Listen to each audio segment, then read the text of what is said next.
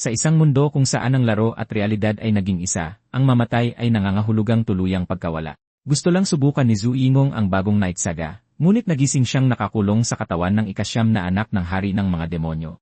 Ngayon, bawat sakit ay totoo, at bawat desisyon ay maaaring magbago sa kapalaran ng buong mundo. Pero sa halip na tumakas, nagpasya siya sa isang bagay na hindi sukat akalain, ang sakupin ang lahat. Kahit na kailangan niyang hamunin ang mga Diyos, pagtaksilan ang mga demonyo, at isulat muli ang kanyang sariling tadhana. Sino nga ba ang nagsabi na hindi maaaring maging tunay na bida ang kontrabida? Nagsisimula ang kwento sa isang binatang nagmamadali sa bangketa. Ibinigay kay Zhu Yingong ang pangalang ito ng kanyang mga magulang sa pag-asang siya ay magiging isang mahalagang tao. Pagpasok sa isang tindahan, nakilala siya ng dalawang lalaki sa counter. Kinumpirma ng isa sa mga tindero na naitago niya ang isang kopya ng in-order na laro at ipinakita ang kahon ng remake na may pamagat na Night Saga. Ito ay isang fantasy game na nagsasalaysay ng malaking digmaan sa pagitan ng mga tao at demonyo. Maaari kang pumili sa pagitan ng bayaning tao, si Loki, o ang panganay na anak ng hari ng mga demonyo, si Zephyr Ragnaros. Pareho silang naglalakbay sa isang malawak na mundo, tinatapos ang iba't ibang misyon. Natapos na niya ang lumang bersyon ng higit sa 10 beses at alam niya ang lahat tungkol dito. Ang bagong edisyon ang unang gumamit ng teknolohiyang virtual reality. Sa bahay, lumakad siya papunta sa gaming chair at maingat na inalis ang maliit na cartridge mula sa pakete. Pagkaupo, inayos niya ang virtual reality helmet sa kanyang ulo at isinaksak ang cartridge sa console. Habang nakahalukikip, naghanda siya para sa isang mahabang sesyon. Ang paunang plano niya ay maglaro lamang ng 8 oras nang hindi sumusobra. Binalot ng mga sinag ng malaasul na liwanag ang kanyang katawan habang nakukumpleto ang immersion. Bigla, ang una niyang nakita ay ang kisam ng isang hindi pamilyar na lugar. Nagtataka siya kung nasa loob ba talaga siya ng laro dahil hindi siya nagising sa isang kama. Pagkatapos ay may napansin siyang kakaiba. Iba ang kanyang mga katangian. Natakot, napagtanto niyang nasa katawan siya ng isang taong hindi niya kilala. Isang malalim na boses ang nagmula sa pinto at nagtanong kung natutulog pa siya. Isang orsi ang pumasok sa silid at minadali siya, sinasabing magiging abala ang araw. Humanga, pinuri ng manlalaro ang graphics, ngunit hindi maintindihan ng nilalang ang ibig niyang sabihin. Hindi nagtagal ay napagtanto niyang nakakausap niya ang mga karakter. Nagpakilala ang nilalang bilang si Kerak at tinanong ang pangalan ng binata. Pagkatapos ay tinawag siyang Prinsipe Shotra at inutusang magmadaling umalis. Sa sandaling ito natuklasan niya na nasa katawan siya ni Ignis, ang ikasyam na anak ng hari ng mga demonyo. Sa isang kumpas ng kamay, sinubukan niyang buksan ang status window at lumitaw sa hangin ang screen na nagpapakita ng impormasyon ng karakter. Sinuri niya ang mga katangian at napansin na mababa ang mga halaga para sa isang tulad niya. Nang suriin ang mga kasanayan, nakahanap siya ng 2 bagong opsyon kumpara sa orihinal na laro. Nagtataka, tinanong niya kung ano ang ibig sabihin ng kasanayang Protagonist Configuration Adjustment. Muling tinawag siya ni Kerak mula sa pinto, iginigiit na magmadali siya. Nang walang pagtatalo, sinundan niya ito palabas ng tolda. Sa labas, lubos siyang nagulat sa tanawin. Isang maliit na hukbo ng mga orsi ang nagtipon sa kampo, handang kumilos. Tinanong ni Shotra kung bakit parang may digmaan, ngunit sinabihan siya ng bantay na tumigil sa pagsasalita ng kalokohan. Ipinaliwanag ng nilalang na ang misyon ay lipulin ang mga bastardo ng Scarlet Lightning. Nagdiwang ang kanyang hukbo at nataranta ang binata dahil walang tutorial. Sa sandaling iyon, nagsimula ng rebelyon ang tribo ng Scarlet Lightning. Kailangan niyang harapin ang gulo kasama ang ika-7 prinsipe at ika-8 prinsesa. Lalong lumalaki ang pag-aalala ng binata habang nangyayari ang mga kaganapan. Tinanong niya kung bakit 1-0 tao lang ang isasama nila, ngunit itinama siya ni Kerak, sinabing isa lang itong patrol. Nagtaka siya sa kilos ng prinsesa, kaya mas pinili niyang manahimik. Sa isang simpleng kumpas, binuksan ng binata ang isang holographic interface sa tabi niya. Lumitaw ang isang minimap ng lugar, at nagpasya siyang panatilihin itong aktibo para mapadali ang daan. Habang sinusuri ang imahe, nakahanap siya ng isang lihim na ruta at pinaghihinalaan niyang maaaring isa itong event. Nagreklamo si Kerak na abutin ng walang hanggan ang paunang ruta. Nanguna si Shotra at tiniyak na may alam siyang mas mabilis na daan. Sinundan niya ang bagong gabay sa isang makitid na landas sa kagubatan. Sumulong sila na may pag-aalinlangan pa rin sa makakapal na dahon. Dahil sa pisikal na pagsisikap, hingal na hingal at basang-basa ng pawis ang binata. Matapos ang matinding pagsisikap, nakarating sila sa isang bakanting lugar na may malaking batong tarangkahan sa gitna. Ang sinaunang istrukturang may lamat ay kitang-kita sa gitna ng makakapal na halaman. Nagtanong ang isa sa mga orsi kung paano nahanap ng prinsipe ang lugar at kung siya ay isang salamangkero. Pagod, napagtanto ng binata ang pisikal na kahinaan ng isang level 1 na karakter. Binaliwala ang tanong, inutusan niya silang tingnan kung mabubuksan ang mga pinto. Bigla, isang matinding gintong aura ang sumabog sa paligid ng katawan ng prinsipe. Nagulat siya sa biglaang pagpapakita ng kapangyarihan. Kinumpirma ng isang system notification na nag-level up ang karakter. Hindi siya makapaniwala nang mapagtantong nakakuha siya ng karanasan sa paglalakad lang. Tumaas ang kanyang mga attribute at nabigyan din siya ng 2 karagdagang skill point. Ang hindi inaasahang pagtuklas ay nag-iwan sa kanya na nag-iisip ng ilang sandali. Tinawag siya para tumulong sa pagbubukas ng tarangkahan at sumali siya sa grupo. Mas panatag ang loob niya ngayong alam niyang hindi siya nag-iisa sa paglalakbay. Ang espesyal na kakayahang taglay niya ay gumagana na parang isang uri ng plot armor. Bumukas ang tarangkahan, inilalantad ang pasukan sa isang madilim at misteryosong kuweba. Nagkomento si Kerak na malamang mga duwende ang naghukay sa lugar na yon, ngunit walang ideya si Shotra na umiral ito. Sa loob ng kuweba, nakahanap ang grupo ng napakaraming kayamanan ng mga sandata at bowl. Nagdiwang ang mga nilalang sa kanilang natuklasan, sumisigaw na iniwan ng mga duwende ang lahat. Habang kinukuha ang mga gamit, tahimik na nagmamasid ang prinsipe, nakahalukit-kit. Nang subukang kunin ang mas malalakas na sandata, ipinaalam sa kanya ng system na hindi sapat ang kanyang level. Nagpasya siyang itago ang mga gamit sa inventaryo para magamit sa hinaharap. Sa isang simpleng paghipo at pag-isip na kunin ito, naiimbak ang bagay. Ang sistema ng inventaryo ay gumagana ng intuitive at practical. Nang tignan muli ang minimap, napansin ng binata ang ilang pulang tuldok na papalapit. Natakot, sumigaw siya sa lahat ng kanyang kasama na lumayo kaagad. Isang mamula-mulang enerhiya ang nagsimulang mabuo sa gitna ng grupo ng mga Orsi. Ang naipong masa ay marahas na sumabog at nagpatalsik sa mga nilalang. Sa gitna ng alikabok, lumitaw ang isang mandirigmang pula ang balat. Idineklara ng general ng tribong Scarlet Lightning na alam niyang dadaan sila rito. Inutusan ng pinuno ng kaaway ang kanyang mga tropa na sumugod at patayin ang lahat ng mananakop. Galit na sinalakay ng mga pulang mandirigma ang grupo na hindi pa nakakabawi. Hindi nagtagal, naging massacre ang labanan kung saan isa-isang bumagsak ang mga kakampi ng prinsipe. Isa sa mga berdeng Orsi ang tinamaan at bumagsak na walang buhay sa harap ng binata. Determinado na hindi manatiling nakatayo, sinubukan ng prinsipe na agawin ang mga pagpatay para makakuha ng karanasan. Tumakbo siya patungo sa isang kaaway na nakikipaglaban na sa isa pang kakampi. Sa isang talon, humampas siya gamit ang lahat ng kanyang lakas. Sa kanyang pagkagulat, nabali ang talim ng espada nang tumama sa balikat ng kalaban. Dahan-dahang lumingon ang pulang mandirigma at tinitigan siya ng nagniningning na mga mata. Takot na takot, tumalikod ang binata at tumakbo para iligtas ang sarili. Habang tumatakbo, natisod siya sa isang bato sa sahig ng kuweba. Natumba siya patalikod at nagsimulang gumapang, sinusubukang takasan ang panganib. Isang system notification ang nagsasabing nasa critical na estado ang kanyang kalusugan. Palapit ang kaaway, umuungal, handa nang ibigay ang pangwakas na atake. Nakatakip ang mga mata, sumigaw ang prinsipe, inaasahan ang atake na tatapos sa lahat. Sa huling sandali, pumosisyon si Kerak sa harap niya at sinalag ang atake. Sumigaw ang Orsi na gwardiya sa kanyang prinsipe na umalis kaagad. Sangkot sa isang brutal na laban sa gitna ng bulwagan, nagharap ang dalawang mandirigma. Nanginginig ang mga kamay na nanonood siya, inuulit na laro lang ito. Masyadong makatotohanan ang karanasan, at nagpasya siyang kailangan niyang tumigil. Sinubukan niyang buksan ang menu pero walang lumabas na window. Sa paghahanap ng mga skill, napagtanto niyang wala pa rin siyang magagamit. Nalilito, hindi niya mahanap ang mga control option. Wala man lang buton sa system para tapusin at lumabas sa virtual reality. Isang masamang hinala ang pumasok sa kanyang isipan. Marahil ay nakulong siya sa laro. Sa di kalayuan, ang mga huling kakamping Ors ay minamassacre ng general ng kalaban. Nag-ipon ng napakalakas na enerhiya sa kanyang kamay ang pinuno ng pulang tribo. Nagpakawala siya ng isang atake patungo sa walang kalaban-labang prinsipe, na nag-iwan sa binata sa ganap na kawalan ng pag-asa. Tiyak na hindi siya maaaring mamatay sa lugar na yon. Tinamaan siya ng atake, na nag-iwan ng malubhang sugat sa kanyang dibdib. Itinapon siya ng pagsabog ng may puwersa. Habang nakahandusay, hirap siyang huminga habang nagdidilim ang kanyang paningin. Dahan-dahang lumapit ang general, humihinal pagkatapos ng atake. Nag-ipon siya ng enerhiya para tapusin ang trabaho. Ipinapakita ng status screen na bumagsak sa 0 ang ginang prinsipe, na kumukumpirma sa kanyang pagkamatay. Nahanap ang sarili na nag-iisa, nagising ang prinsipe sa isang madilim at ganap na walang laman na lugar. Lumingon siya sa paligid ng nalilito, sigurado na natalo siya ng mga Orsi. Sa gitna ng pagkasindak, nagsimula siyang magtaka kung nangangahulugan itong patay na siya. Biglang, isang matinding gintong liwanag ang lumitaw sa gitna ng kadiliman. Tinawag siya ng isang misteryosong boses na nakatakdang nilalang at inutusan siyang manakop. Isang parang diwata na babae ang nagpakita sa kanya, sinasabing alipinin at pagkatapos ay mamuno. Hindi makakilos, napipi ang binata sa harap ng aparisyon at sa mga utos na natanggap. Lumakas ang liwanag at binalot ang buong katawan ng prinsipe. Umatras ang oras sa kuweba pabalik sa simula ng labanan laban sa mga pulang Orsi. Muli, walang awa na minasakar ng mga tropa ng kalaban ang kanyang mga kakampi.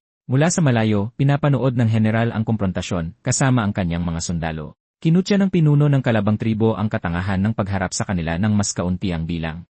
Pagkatapos ay inutusan niya ang kanyang mga mandirigma na sumulong at puksain ang lahat ng mabilis. Sunod, napansin niya ang isang kakaibang liwanag at nagtaka kung ito ay muling pagkabuhay. Sa harap ng kanyang mga mata, muling lumitaw ang prinsipe na napapalibutan ng gintong aura. Isang system notification ang nag-anunsyo ng pagkakamit ng skill na telekinesis. Nang hindi naiintindihan kung paano, napagtanto ng binata na may bigla siyang natutunan.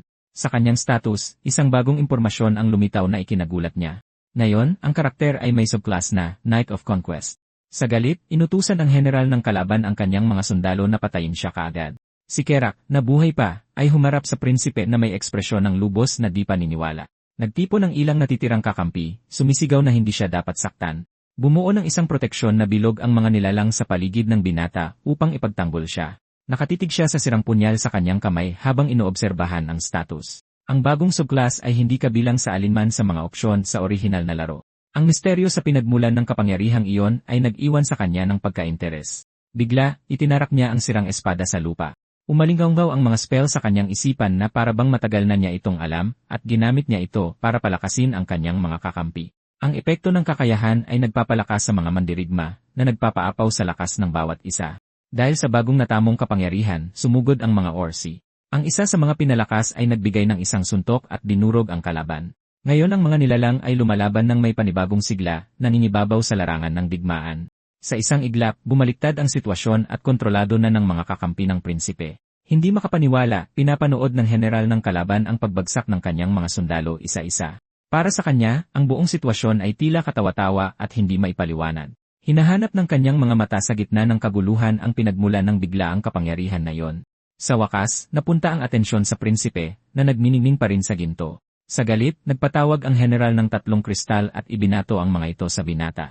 Sa pagharap sa paparating na atake, hindi nagpakita ng anumang takot ang prinsipe. Tumalon si Kerak pasulong upang salubungin ang malakas na spell. Gamit ang buff, sumugod siya sa laban at sumigaw na sumulong. Gamit ang buong lakas, sumugod ang mandirigmang Orsi sa general ng kalaban. Sinubukan niyang humingi ng sandaling pagtigil, ngunit huli na ang lahat. Sa isang tiyak na galaw, tinapos ni Kerak ang kalabang general. Bumagsak sa sahig ng kuweba ang walang buhay na katawan ng kalaban, na ikinagulat ng kanyang mga sundalo. Nagpanik ang mga natitirang mandirigma, ngunit inutusan silang huwag tumakas. Isang system notification ang nag-anunsyo na ang merito ng tagumpay ay para sa hari. 3 level up notification ang lumitaw sa harap ng binata. Nagulat, tinitigan ng prinsipe ang hindi kapanipaniwalang dami ng natanggap na experience. Tinignan ni Kerak ang sarili niyang kamay na nagniningning pa rin at nagtaka kung saan nanggaling ang kapangyarihang iyon. Nang makita ang ngiti sa mukha ng prinsipe, naghinala siya na ito ang dahilan ng lahat. Pabalik sa kampo, ipinagdiriwang ng mga Orsi ang tagumpay sa paligid ng siga. Sa loob ng tolda, desperadong hinahanap ng binata ang log out button sa menu. Sinusubukan niyang manatiling kalmado upang pag-isipan ang dalawang posibleng haka-haka. Ang una ay natrap siya sa loob ng virtual reality dahil sa isang critical na bug. Ang pangalawa, kahit gaano pa ito kabaliw, ay ito ay realidad, hindi isang laro. Marahil ay napunta siya sa loob ng kwento o sa isang kamukhang-kamukha na mundo. Ang makatotohanang mga eksena at may kamalayang mga gnisi ay nagpapatibay sa hinalang ito. Mas kakaiba pa ang kawalan ng anumang karaniwang uri ng censorship na matatagpuan sa mga laro. Ang ideya na mamatay ng totoo sa lugar na yon ay kinatatakutan niya.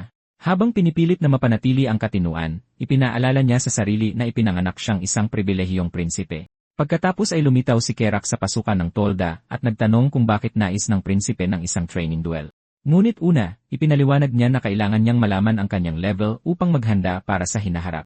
Dahil doon, kumuha siya ng isang kahoy na espada para magsanay, sinasabing walang dapat ikabahala. Tiniyak ng Orsi na dahan-dahan lang siya. Sinaway siya ng prinsipe dahil sa hindi angkop na pananalita sa isang miyembro ng Maharlika. Hiniling niyang harapin siya ng totoo at sumugod para unang umatake. Itinaas ni Kerak ang kanyang sandata, handa sa pagtama. Ang paunang atake ay nabigo, sumablay sa target. Ang sunod-sunod na atake ng binata ay wala ring epekto. Para itong isang maliit na bato na lumalaban sa malaking bato, nakakadismaya lang. Sa isang galaw ng kanyang sandata, itinapon siya ni Kerak sa malayo. Napaluhod, nakatanggap ang binata ng pag-aalala mula sa Orsi, na sinisisi ang sarili sa ginamit na lakas. Di nagtagal, isang system notification ang lumitaw na nagpapaalam na nakuha na ang basic swordsmanship skill. Nagtaka siya kung sa anong sandali niya natutunang gumamit ng mga espada. Bigla, isang alaala ang nagising na nagbigay linaw kung paano gumagana ang mundong iyon. Tulad ng nangyari sa telekinesis, napagtanto niya na maaari siyang makakuha ng mga bagong skill sa pamamagitan ng pagtanggap ng direktang atake. Iminungkahi niyang tapusin na ang pagsasanay, ngunit pinutol siya ng pinuno at mariing tumanggi. May tiwalang ngiti, idineklara niya na simula pa lang ito. Mabilis na sumugod si Shutro, hawak ang espada para sa isang bagong atake. Nagtama ang talim ng prinsipe at ng mga orsi, nagtalsikan ang mga kislap dahil sa lakas ng pagtama. Gulat na nanonood si Kerak, na pagtantong mas magaling na ngayon ang mga galaw ng kalaban. Nagtataka siya kung bakit parang napakalamya ng bata noong una, dahil walang gumagaling ng ganoon kabilis. Muling nagbanggaan ang mga espada, at umalinggaw ang tunog sa buong training field. Yumuko ang binata at dumula sa lupa, habang nakatuon ang buong atensyon sa kalaban. Sa isang mapanghamong tingin, tinanong niya kung hindi na masama ang kanyang ipinakikita ngayon. Pagkatapos, tinanong ng prinsipe ang level ng orsi, na sumagot na huli niya itong sinuri sa level 21. Tahimik na inulit ni Shotra ang numero, pinag-iisipan ang impormasyon. Isang status window ang nagpapakita na ang kanyang sariling level ay 7, ngunit naniniwala siyang maaabot niya ito sa lalong madaling panahon. Hindi tulad niya, kailangan ng mga tao sa mundong iyon ng appraisal spell para malaman ang kanilang mga level. Ang makita ang sariling attributes at malayang maipamahagi ang mga puntos ay isang malaking kalamangan. Sa gitna ng laban, lumundag ang bata patungo sa kalaban habang nakataas ang kanyang espada. Sa gitna ng pag-atake mula sa himpapawid, naghanda siya ng isang tiyak na tama laban kay Kerak. Isang ideya na lumakas na lang ang pumasok sa isip niya, ngunit agad niya itong iwinaksi. Ang mahalaga, sa katunayan, ay ang kakayahang mag-evolve ng mas mabilis kaysa sa iba. Ang kwentong ito ay kabilang sa demonic arc ng Book Night Saga. Sinusundan ng kwento ang paglalakbay ni Zephyr para malampasan ang kanyang mga kapatid at maging Demon King. Kahit maraming pangyayari hanggang sa dulo, ang esensya ay ang kanyang pag-akyat sa trono. Ang mapagpasyang punto ay minarkahan sa taong 05 paghahati 17 nang pinatay ni Zephyr ang lahat ng kanyang mga kapatid para matupad ang kanyang layunin. Ang pagbanggit ng salitang lahat ay nagpapahiwatig na papatayin din siya. Ngunit dahil ang kasalukuyang taon ay 05 paghahati 2012, mayroon pang panahon. Ang prioridad ngayon ay pigilan ang hinaharap na yon, at ang pinakamahusay na paraan ay lampasan ang lakas ni Zephyr. Nakita siya ni Kerak at tinanong kung ano ang ginagawa niya roon, habang gusto namang malaman ng prinsipe kung may nangyari. Naalala niya ang isang mahalagang pagpupulong na naka-schedule para sa araw na ito, na ikinalito ng binata. Minamadali siya ng kanyang bantay, sinasabing naghihintay na ang lahat, ngunit tila hindi niya natatandaan ang usapan. Dumating ang dalawa sa isang kampo na napapalibutan ng pader na gawa sa kahoy. Nakaupo sa mesa, isang alanganing tawa ang pinakawalan ng prinsipe sa harap ng mga dumalo. Nagulat na nagkomento ang dalawang tao sa harap na maaga siyang dumating. Hinihiling niya sa ikapitong prinsipe, si Chris Moonlight, na huwag maging formal dahil magkapatid naman sila. Ipinaliwanag niya sa ikawalong prinsesa, si Caitlin Moonlight, na ito ay dahil lang sa paggalang dahil ito ang unang pagkakataon na magkita sila. Iminungkahi ni Chris na tawagin na lang niya ito sa pangalan, at alanganing sumang-ayon ang binata. Sila ang mga anak ni Elaine Moonlight, ang ika-4 na reyna at pinuno ng mga lycanthrope at isa rin sa mga pinakamalaking pinagmumulan ng gulo sa laro. Isang taon bago ang massacre, isang mahalagang kaganapan ang ganap na nagbago sa kanilang kapalaran. Pareho silang namatay sa kamay ni Zephyr at ng iba pang mga anak ng Demon King. Ang trahedya ay konektado sa isang sikreto na may kinalaman sa kapanganakan ni Caitlin Moonlight. Ang totoo, ang prinsesa ay isang anak sa labas. Pinagalitan siya ni Caitlin sa pakikipaglaban ng hindi sumusunod sa plano, at sinubukan ng binata na ipagtanggol ang sarili sa pagsasabing hindi niya inaasahang makakatagpo ng mga kalaban. Nagpasya ang prinsesa na suriin siya upang matiyak na maayos lang siya. Lumapit siya at tiningnan kung may mga sugat, na ikinagulat niya sa hindi inaasahang kilos. Binalaan siya ng kanyang kapatid na maging mas maingat, ipinaalala sa kanya na siya pa rin ang pinakamahina sa kanilang lahat. Humingi ng paumanhin si Shotra. Kinuwestiyon niya ang dahilan ng kanyang pag-aalala, na ipinagtataka ang ganoong kalapit na ugnayan sa pagitan ng mga anak ng Demon King. Binalaan din siya ni Chris na makakatanggap siya ng matinding sermon kung gagawa ulit siya ng mapanganib. Sa kanyang isipan, tinatanong niya kung sa kaibuturan ba ay hindi mababait ang kanyang mga kapatid. Napaisip si Ignaz, sinusubukang unawain ang buong di pangkaraniwang sitwasyon. Isang alaala tungkol sa mga lycanthrope na kilala sa pagmaster ng paggamit ng aura ang nagpaisip sa kanya kung maaari rin niyang matutunan ang teknike na yon, tulad ng ginawa niya sa ibang mga kasanayan. Lumingon siya sa kanyang kapatid at sinabing mayroon siyang hihilinging pabor. May tiwalang ngiti, hiniling niya kay Chris na suntukin siya. Parehong nagulat ang dalawa sa kanyang hiling. Nagbago ang eksena mula sa maaraw na kampo patungo sa isang madilim at malungkot na tanawin. Mga mababatong bundok ang nakalatag sa ilalim ng isang walang buhay at mamula-mulang kalangitan. Sa gitna ng labanan, sinuntok ng Demon General na si Bandol ang isang kalaban at pinalipad ito sa ere. Ipinakita niya ang sarili sa magulong larangan kung saan ang mga orsi ay nakikipaglaban sa isang hukbo ng mga demonyong may pulang balat. Umikot siya at sabay-sabay na inatake ang ilang mga kalaban. 2 demonyo ang sumugod para atakihin siya. Tinamaan ni Banday ang isa pang kalaban ng isang malakas na suntok na nagpatalsik dito. Natusok ng isang sundalo ang braso ng general gamit ang isang talim. Dahil sa galit sa sugat, masamang tinitigan ni Banday ang kalaban. Umatras ang nilalang sa sobrang takot. Hinampas niya ng malakas ang lupa, nagpakawala ng shockwave na tumama sa lahat sa paligid. Inutos niya na walang ititirang kalaban at nangako ng gantimpala sa sinumang makakapatay ng pinakamarami. Sumugod sa galit ang hukbo ng mga Orsi, hawak ang mga palakol laban sa kanilang mga kalaban. Sunod-sunod na pagsabog ang nagbigay liwanag sa mabundok na larangan ng digmaan. Natagpuan ni Shutro ang sarili na nag-iisa sa isang madilim at walang laman na espasyo, hindi naiintindihan kung paano siya napunta doon. Isang babaeng may mahabang puting buhok at misteryosong tingin ang lumitaw sa gitna ng ginintuang liwanag. Lumingon ang prinsipe nang mapansin ang pagbuo ng dalawang malabong anyo. Nagtaka siya kung sino ang mga figurang iyon dahil hindi niya sila natatandaan sa kwento ng Night Saga. Lumitaw ang babae mula kanina sa likuran mismo ng binata, na tiningnan siya ng may pagdududa. Mababaka sa mukha ni Shuto ang gulat at pagkalito sa harap ng mga kakatwang pangyayari. Bigla, isang ginintuan at matinding liwanag ang pumuno sa paligid. Nakahiga sa kama, idinilat ng prinsipe ang kanyang mga mata at tumitig sa kisam, lubos na nalilito. Bumangon siya at idinampi ang kamay sa kanyang ulo, sinusubukang alamin kung panaginip lang ba ang lahat. Lumitaw si Kerak sa kanyang tabi at nagtanong kung gising na siya, na nagpasigaw sa binata sa takot. Umatras sa takot si Shutraw sa kama, habang nagkomento lang ang Orsi na mukha naman siyang maayos. Gustong malaman ni Kerak kung bakit hiniling ng prinsipe sa prinsesa na saktan siya, at binanggit na nagsasalita siya ng pabulong pagkatapos. Pinagmasdan ni Shutraw ang sarili, nalilito, habang napapansin ang isang mahinang aura ng kapangyarihan na pumapalibot sa kanyang katawan. Isang abiso ang nagkumpirma sa pagkakamit ng aura level 1, at ipinagdiwang niya na sa wakas ay nararamdaman na niya ito. Nagtanong ang bantay kung posible ba talagang magising ang aura sa pamamagitan lang ng pagtama nito sayo. Kinumpirma ng prinsipe, sinabing halos ganoon na nga.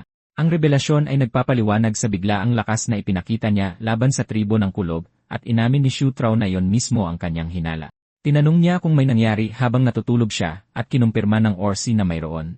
Ipinaalam ni Kerak na tinalo rin ng pangunahing puwersa ang tribo ng Kulob, na ikinalito ng prinsipe. Naniniwala si Shutro na sila at ang kanyang mga kapatid ang pangunahing puwersa, ngunit itinama siya ng bantay at tinanong kung hindi niya alam kung sino ang namumuno. Ang pangalan ni General Bandol ay nabunyag, at agad na nagulat ang prinsipe. Isang alaala mula sa laro ang lumitaw sa kanyang isipan. Si Bandol ay isa sa pinakamalakas at isa rin sa kanyang mga paboritong tauhan. Bigla, isang realisasyon ang nagpadilat sa kanyang mga mata. Kung hindi pa sumasapi si Bandol kay Zephyr, nangangahulugan itong may pagkakataon. Sa isang tusong ngiti, nagpa siya ang binata na ire-recruit niya ito bago pa man ang iba. Alam niya ang lahat tungkol sa general, ang kanyang mga gusto, gantimpala, at talento dahil sa kanyang natatandaan mula sa laro. Ngunit alam niya na ang mapagpasyang punto para makuha siya ay ang talunin siya sa isang direktang duelo. Kumbinsido na makukuha niya itong kakampi bago si Zephyr, napagtanto ni Shutra na sulit subukan. May diin sa kanyang boses, ipinahayag niya na ang kanyang unang hakbang ay gawing bagong tauhan si General Bandhal.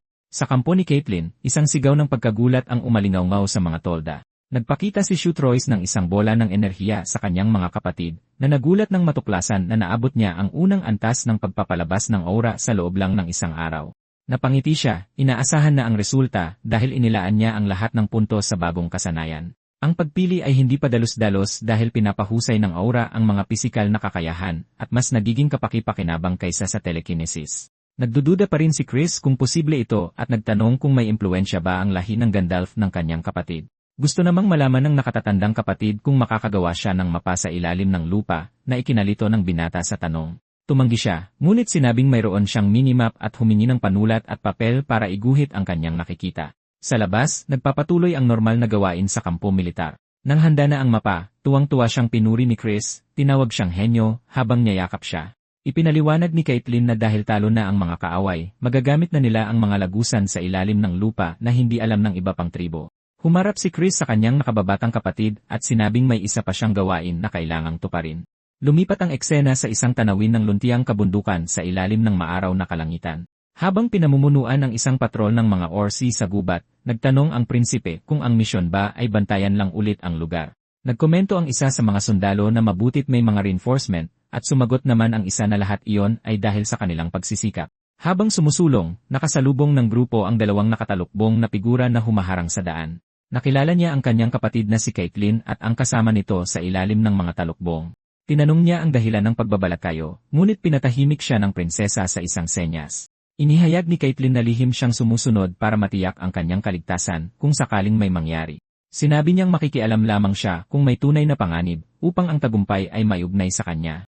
Nagpakilala ang isa pang figura bilang si Saira, ang katulong, at binati siya ng prinsipe. Hiniling ng prinsesa na huwag siyang mag-alala sa kanila dahil sasamahan nila siya at pumayag ang binata. Dumating ang grupo sa bunganga ng isang madilim at malamig na kuweba sa kabundukan. Pumasok sila sa lagusan sa ilalim ng lupa ng nakapila. Nagtanong ang isa sa mga Orsi kung bakit walang laman ang mga kuweba. Sa pag-akalang kinuha ng mga duwende ang lahat ng mahahalagang bagay, naalala niya ang mga sandatang natagpuan kanina, at napagtanto ni Kerak na hindi ito itinuring na mahalaga. Sumulong ang patrol sa kadiliman ng kuweba, tinatanglawan ang daan ng isang sulo. Napansin niya ang papalapit na ingay, at kinumpirma ni Shutrot na naririnig din niya ito. Sa minimap, lumitaw ang ilang gumagalaw na tuldok sa kanilang direksyon, na nagkukumpirma sa presensya ng mga kaaway. In-access niya ang inventaryo para maghanda sa komprontasyon. Lumitaw ang isang light spell potion, isang gamit na dinala niya para mismo sa ganitong uri ng sitwasyon. Sinabihan niya ang bantay na babalaan ang lahat na ipikit ang kanilang mga mata sa kanyang hudyat. Pareho silang pumwesto sa bunganga ng kuweba, naghihintay sa kung ano ang darating. Dose-dose ng pares ng pulang mata ang kumikinang sa kalaliman ng kadiliman. Isang kawan ng mga stone spider, mga halimaw na may nakakaparalisang kamandag, ang sumugod palabas ng lagusan. Sumigaw si Shutrot na ipikit agad ng lahat ang kanilang mga mata. Inihagis niya ang light potion patungo sa mga papalapit na halimaw. Nabasag ang salamin sa hangin, pinakawalan ang lahat ng nakakulong na enerhiya ng liwanag. Isang matinding pagsabog ang lubos na nagliwanag sa kuweba. Sumisigaw sa sakit ang mga nilalang, nalilito sa biglaang liwanag. Inutos niya ang pag-atake, ipinapaliwanag na nagiging walang silbi ang mga gagamba kapag nalantad sa liwanag. Galit na sumugod ang tropa ng mga Orsi, inaatake ang mga halimaw na ngayon ay mahina na. Pinabagsak ng bawat mandirigma ang mga stone spider gamit ang kanilang matatalim na espada. Sumali sa laban ng natitirang grupo, pinaghahampas ang mga nilalang gamit ang kanilang mga palakol. Pinapanood ni Shutraw ang labanan mula sa malayo habang nagniningning ang aura sa paligid niya. Isang mabilis na sulyap sa mapa ang nagkumpirma na laging nangangaso ng pangkatan ang mga stone spider.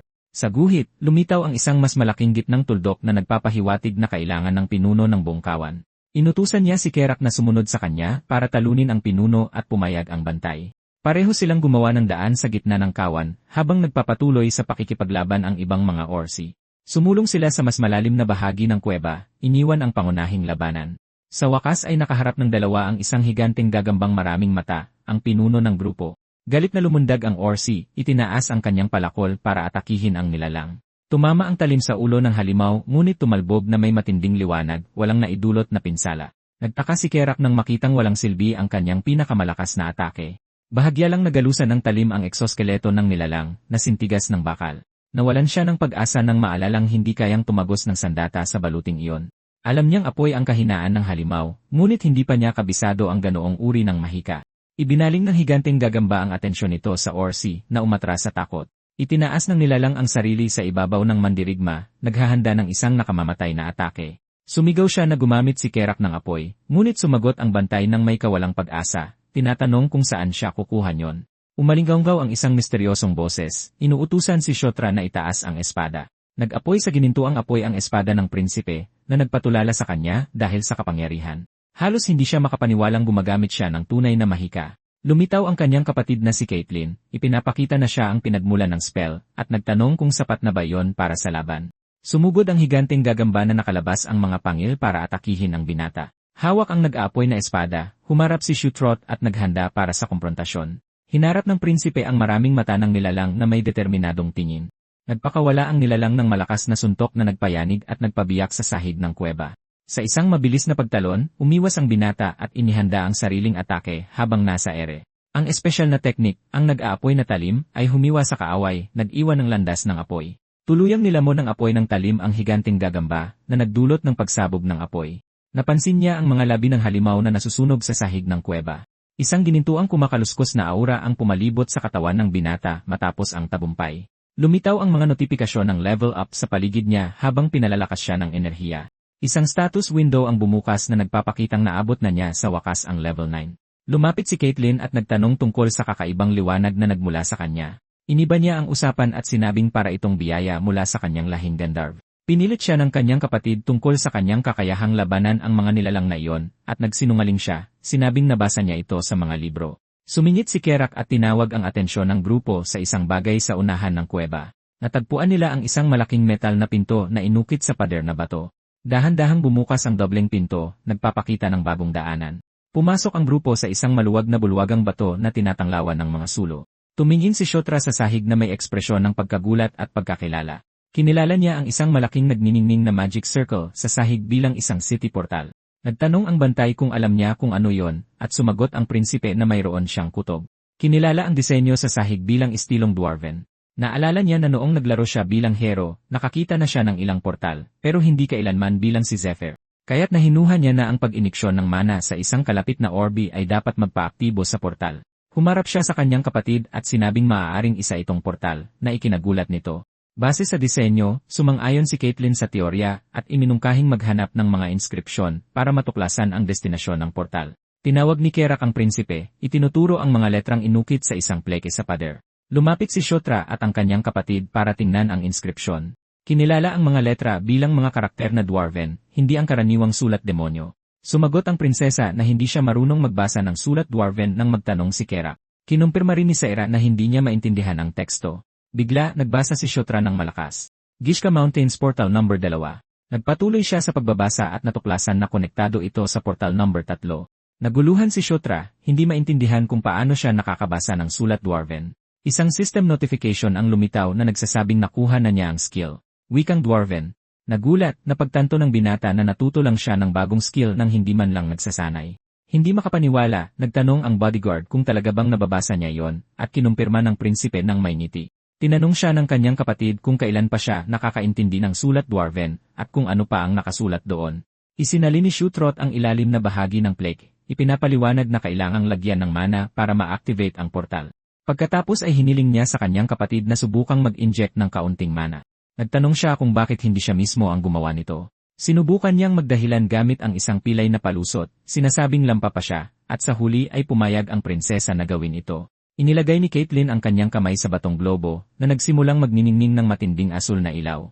Pumipintig sa lakas ang globo ng enerhiya habang lumilitaw ang portal sa bulwagan. Di nagtagal, isang malaking holographic na mapa ng Gishka Mountains ang lumabas mula sa globo. Ipinapakita nito ang kasalukuyang lokasyon at ng portal numero 3, at kinumpirma ng prinsipe na tiyak may mga lagusan ng duwende roon.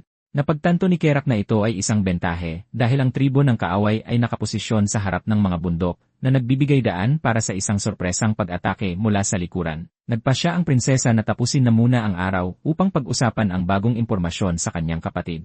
Pagbalik sa kampo, ang pagkatukla sa portal ay nag-iwan sa lahat na gulat at nasasabik sa bagong posibilidad. Niyakap ni Chris ng masigla ang kanyang kapatid, tinawag siyang isang tunay na biyaya para sa grupo. Nag-alok ng gantimpala ang nakatatandang kapatid, nang angakong ibibigay ang anumang naisin ng binata. Kahit sinusubukang tumanggi, napilitan ng binata dahil sa pamimilit ng kanyang nakatatandang kapatid. Sa huli ay nagtanong siya kung maaari siyang humiling ng medyo hindi makatwirang bagay, at lalo pang naging mausisa si Chris. Sa wakas ay ipinahayag ni Siotra ang kanyang hiling na matutunan ang sining ng kamao ng Diyos ng halimaw. Ang sorpresa ng hiling ay nag-iwan sa kanyang kapatid na lubos na nagulat, at naging seryoso ang kanyang ekspresyon. Ipinaliwanag niya na dahil sa kanyang level, hindi pa niya magamit ng maayos ang mga sandata, ngunit iba ang mga martial techniques.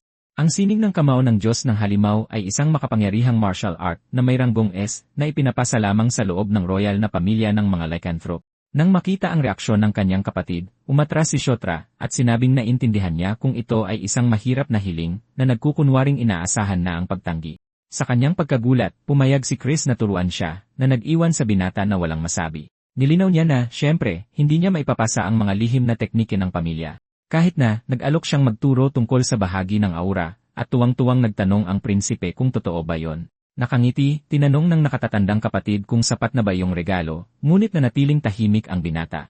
Mabilis na kumumpas si Shutro at tiniyak na hindi ganoon, sinasabing perpektong-perpekto ang regalo. Tinawag ni Chris ang pangalan ng binata para makuha ang buong atensyon nito. Pagkatapos ay tinanong niya kung, mula ngayon, maaari na ba niya itong ituring na tunay na kapatid. Nagulat si Shutro sa salitang kapatid, at pinag-isipan niya ang kahulugan ng bagong ugnayan na yon. Pinag-isipan din niya ang bigat ng mga salitang iyon. Na may bahagyang ngiti, sumagot si Siotra na gusto niya ang ideya ng pagiging magkapatid. Nagkamayan silang dalawa, sinisilyuhan ang simula ng kanilang bagong alyansa. Tinitignan nina Chris at Caitlyn ang kanilang bagong kaalyado na may kontento at tiwalang mga ekspresyon. Ngumiti siya pabalik at iminungkahi na magtulungan sila mula sa sandaling iyon. Kinukumpirma ng isang system notification na isang normal na alyansa ang naitatag kina Chris at Caitlyn Moonlight. Lumipat ang eksena sa isang hanay ng mga bundok sa ilalim ng kalangitan sa gabi. Sa kampo ng tribong Scarlet Thunder, nananatiling matindi ang aktibidad sa pagitan ng mga tolda. Dalawang mandirigmang may pulang balat ang nagbabantay sa isa sa mga pasukan. Isa sa kanila ay nagkomento na may mapanuksong tono na walang sinuman ang pupunta doon ng walang dahilan. Ipinakita ng kamera ang isang taong nakaluhod sa ibabaw ng isang magic circle tulad ng nabanggit ng bantay. Ang aming prinsesa. Ang bilanggo ay kinilala bilang ika-6 na prinsesa na si Felicia Dawnblade. Isang pagtingin sa mga katangian ay nagpapakita na mas mababa ang karisma kaysa sa ibang mga stat. Habang nakaupo sa kanyang tolda, napagtanto ng prinsipe na hindi tulad ng ibang mga katangian, ang karisma ngayon ay tumataas lamang ng 1 puntos bawat level. Nagtataka siya kung bakit. Naalala niya na sa orihinal na laro, magkahiwalay na stats ang itsura at karisma. Sinusukat ng itsura ang kagandahan. Habang ang karisma ay tumutukoy kung gaano kaaya-aya ang isang karakter sa iba, tinatanggap niya ang pagbabago dahil maganda naman ang kanyang pangkalahatang pag-unlad sa ngayon. Higit sa lahat, malapit na siyang umabot sa level 1-0 at umaasa sa isang malaking pag-unlad.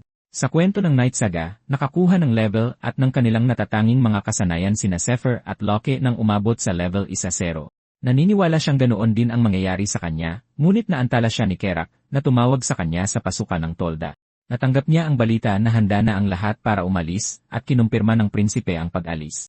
Nagkomento si Kerak tungkol sa magandang mood ng binata, ngunit itinanggi niya na may anumang espesyal na nangyari. Lumabas sila ng tolda at sumama sa hukbo ng mga Orsi na naghihintay sa labas. Ang tropa ay nakahilera sa harap ng kanilang pinuno, handang sumunod sa mga utos. Na may tiwalang ngiti, ibinigay ni Shutraw ang utos para magsimula ng magmartsa ang lahat. Naglakbay sila patungo sa isang hanay ng mga bundok sa ilalim ng asul at maaliwalas na kalangitan. Dinala sila ng paglalakbay pabalik sa pasukan ng mabatong kuweba na kanilang ginalugad noon. Sa loob ng kuweba, magkatabing lumalaban ang mga Orsi at Lycan laban sa mga natitirang gagamba. Sumusulong ang tropa, nililinis ang daan patungo sa malaking metal na pinto sa dulo ng lagusan. Nakarating ang grupo ni Shotra sa bulwagan ng portal, kung saan naghihintay na ang iba para sa kanila. Tinanong ng pinakamatanda sa mga prinsipe ang mga Lycan mage tungkol sa konklusyon ng investigasyon.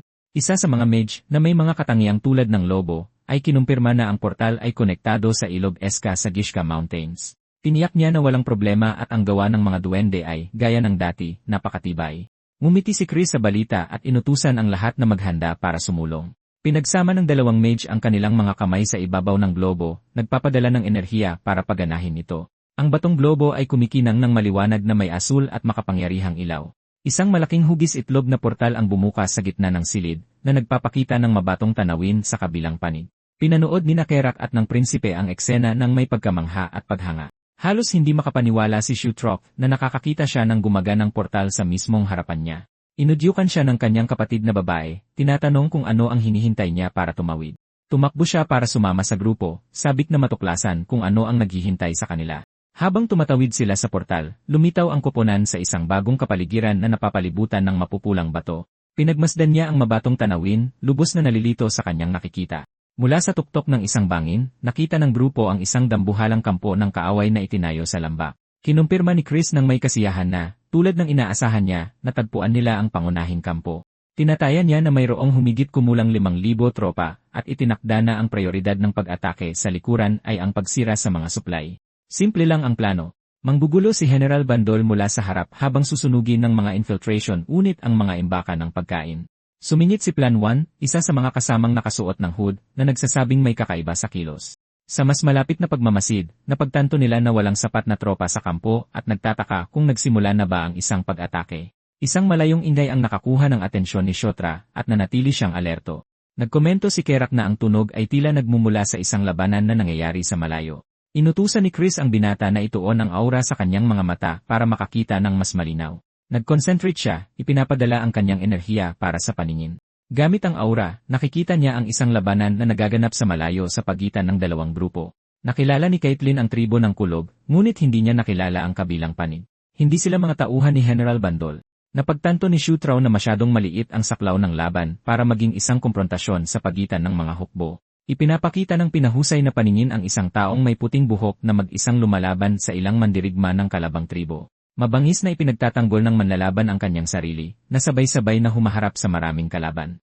Tahimik silang nanonood, at isa sa kanila ay nagkomento na ang mga mandirigma ay tila mga dark elf. Lumingon si Caitlyn sa kanyang nakababatang kapatid na kumumpirma sa pagkakakilanlan ng mga mandirigma at binanggit na nakasakay sila sa mga dreke. Itinuro niya ang larangan ng digmaan at nagbabala na ang mga tropa ng kaaway ay umaatras. Mabilis na tumakas ang mga mandirigma ng tribo na nagdudulot ng hinala na natalo na ang kanilang commander. Nanatili silang nalilito, hindi maintindihan kung bakit biglang natapos ang laban. Tahimik na nag-isip si Kshatriya, sinusubukang isipin kung ano ang ginagawa ng mga Dark Elf sa lokasyong iyon. Pagbalik sa kampo, lumulubog ang araw sa ibabaw ng mga tolda at ng kahoy na bakod. Lumitaw ang isang holographic na projection ni General Bandol, sinasabing narinig niya na natagpuan nila ang portal ng mga duwende. Pinuri niya ang hukbo ng prinsipe at mausisang nagtanong kung paano nila nalaman ang pagkakaroon ng portal. Ibinigay ni Chris ang lahat ng kredito kay Kshatriya, ngunit iginiit ng binata na ito ay isang swerte lamang. Kinausap ni Bandol ang ikasyam na prinsipe, tinitiyak sa kanya na sa pagkakataong ito ay gagantimpalaan siya ng nararapat sa kastilyo ng hari ng demonyo. Iniba niya ang usapan at tinanong ang general tungkol sa maliit na komprontasyon na naganap sa harap ng kampo ng tribo ng Kulog. Sumagot siya na malamang ang mga Dark Elf ang sumali sa labanan sa kanilang sariling kagustuhan. Tinanong niya kung hindi ba sila mga reinforcement na ipinadala ng kastilyo, ngunit ipinaliwanag ni Bandol na nabigo ang kanilang plano na sumali sa pangunahing hukbo. Nanatiling matatag ang holographic na imahe ng general habang nagbabala siya na may maseryosong problema. Nagtanong si Chris kung tungkol saan ito. Ibinunyag naman ni Bandol na ang pinuno ng independent unit ng mga Dark Elf ay nabihag ng tribong Scarlet Thunder.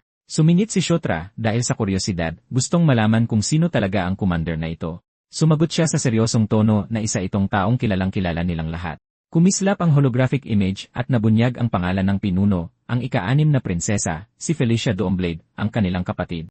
Dahil sa balita, tuluyang natigilan sina Chris at Caitlyn na may ekspresyon ng purong pagkabigla.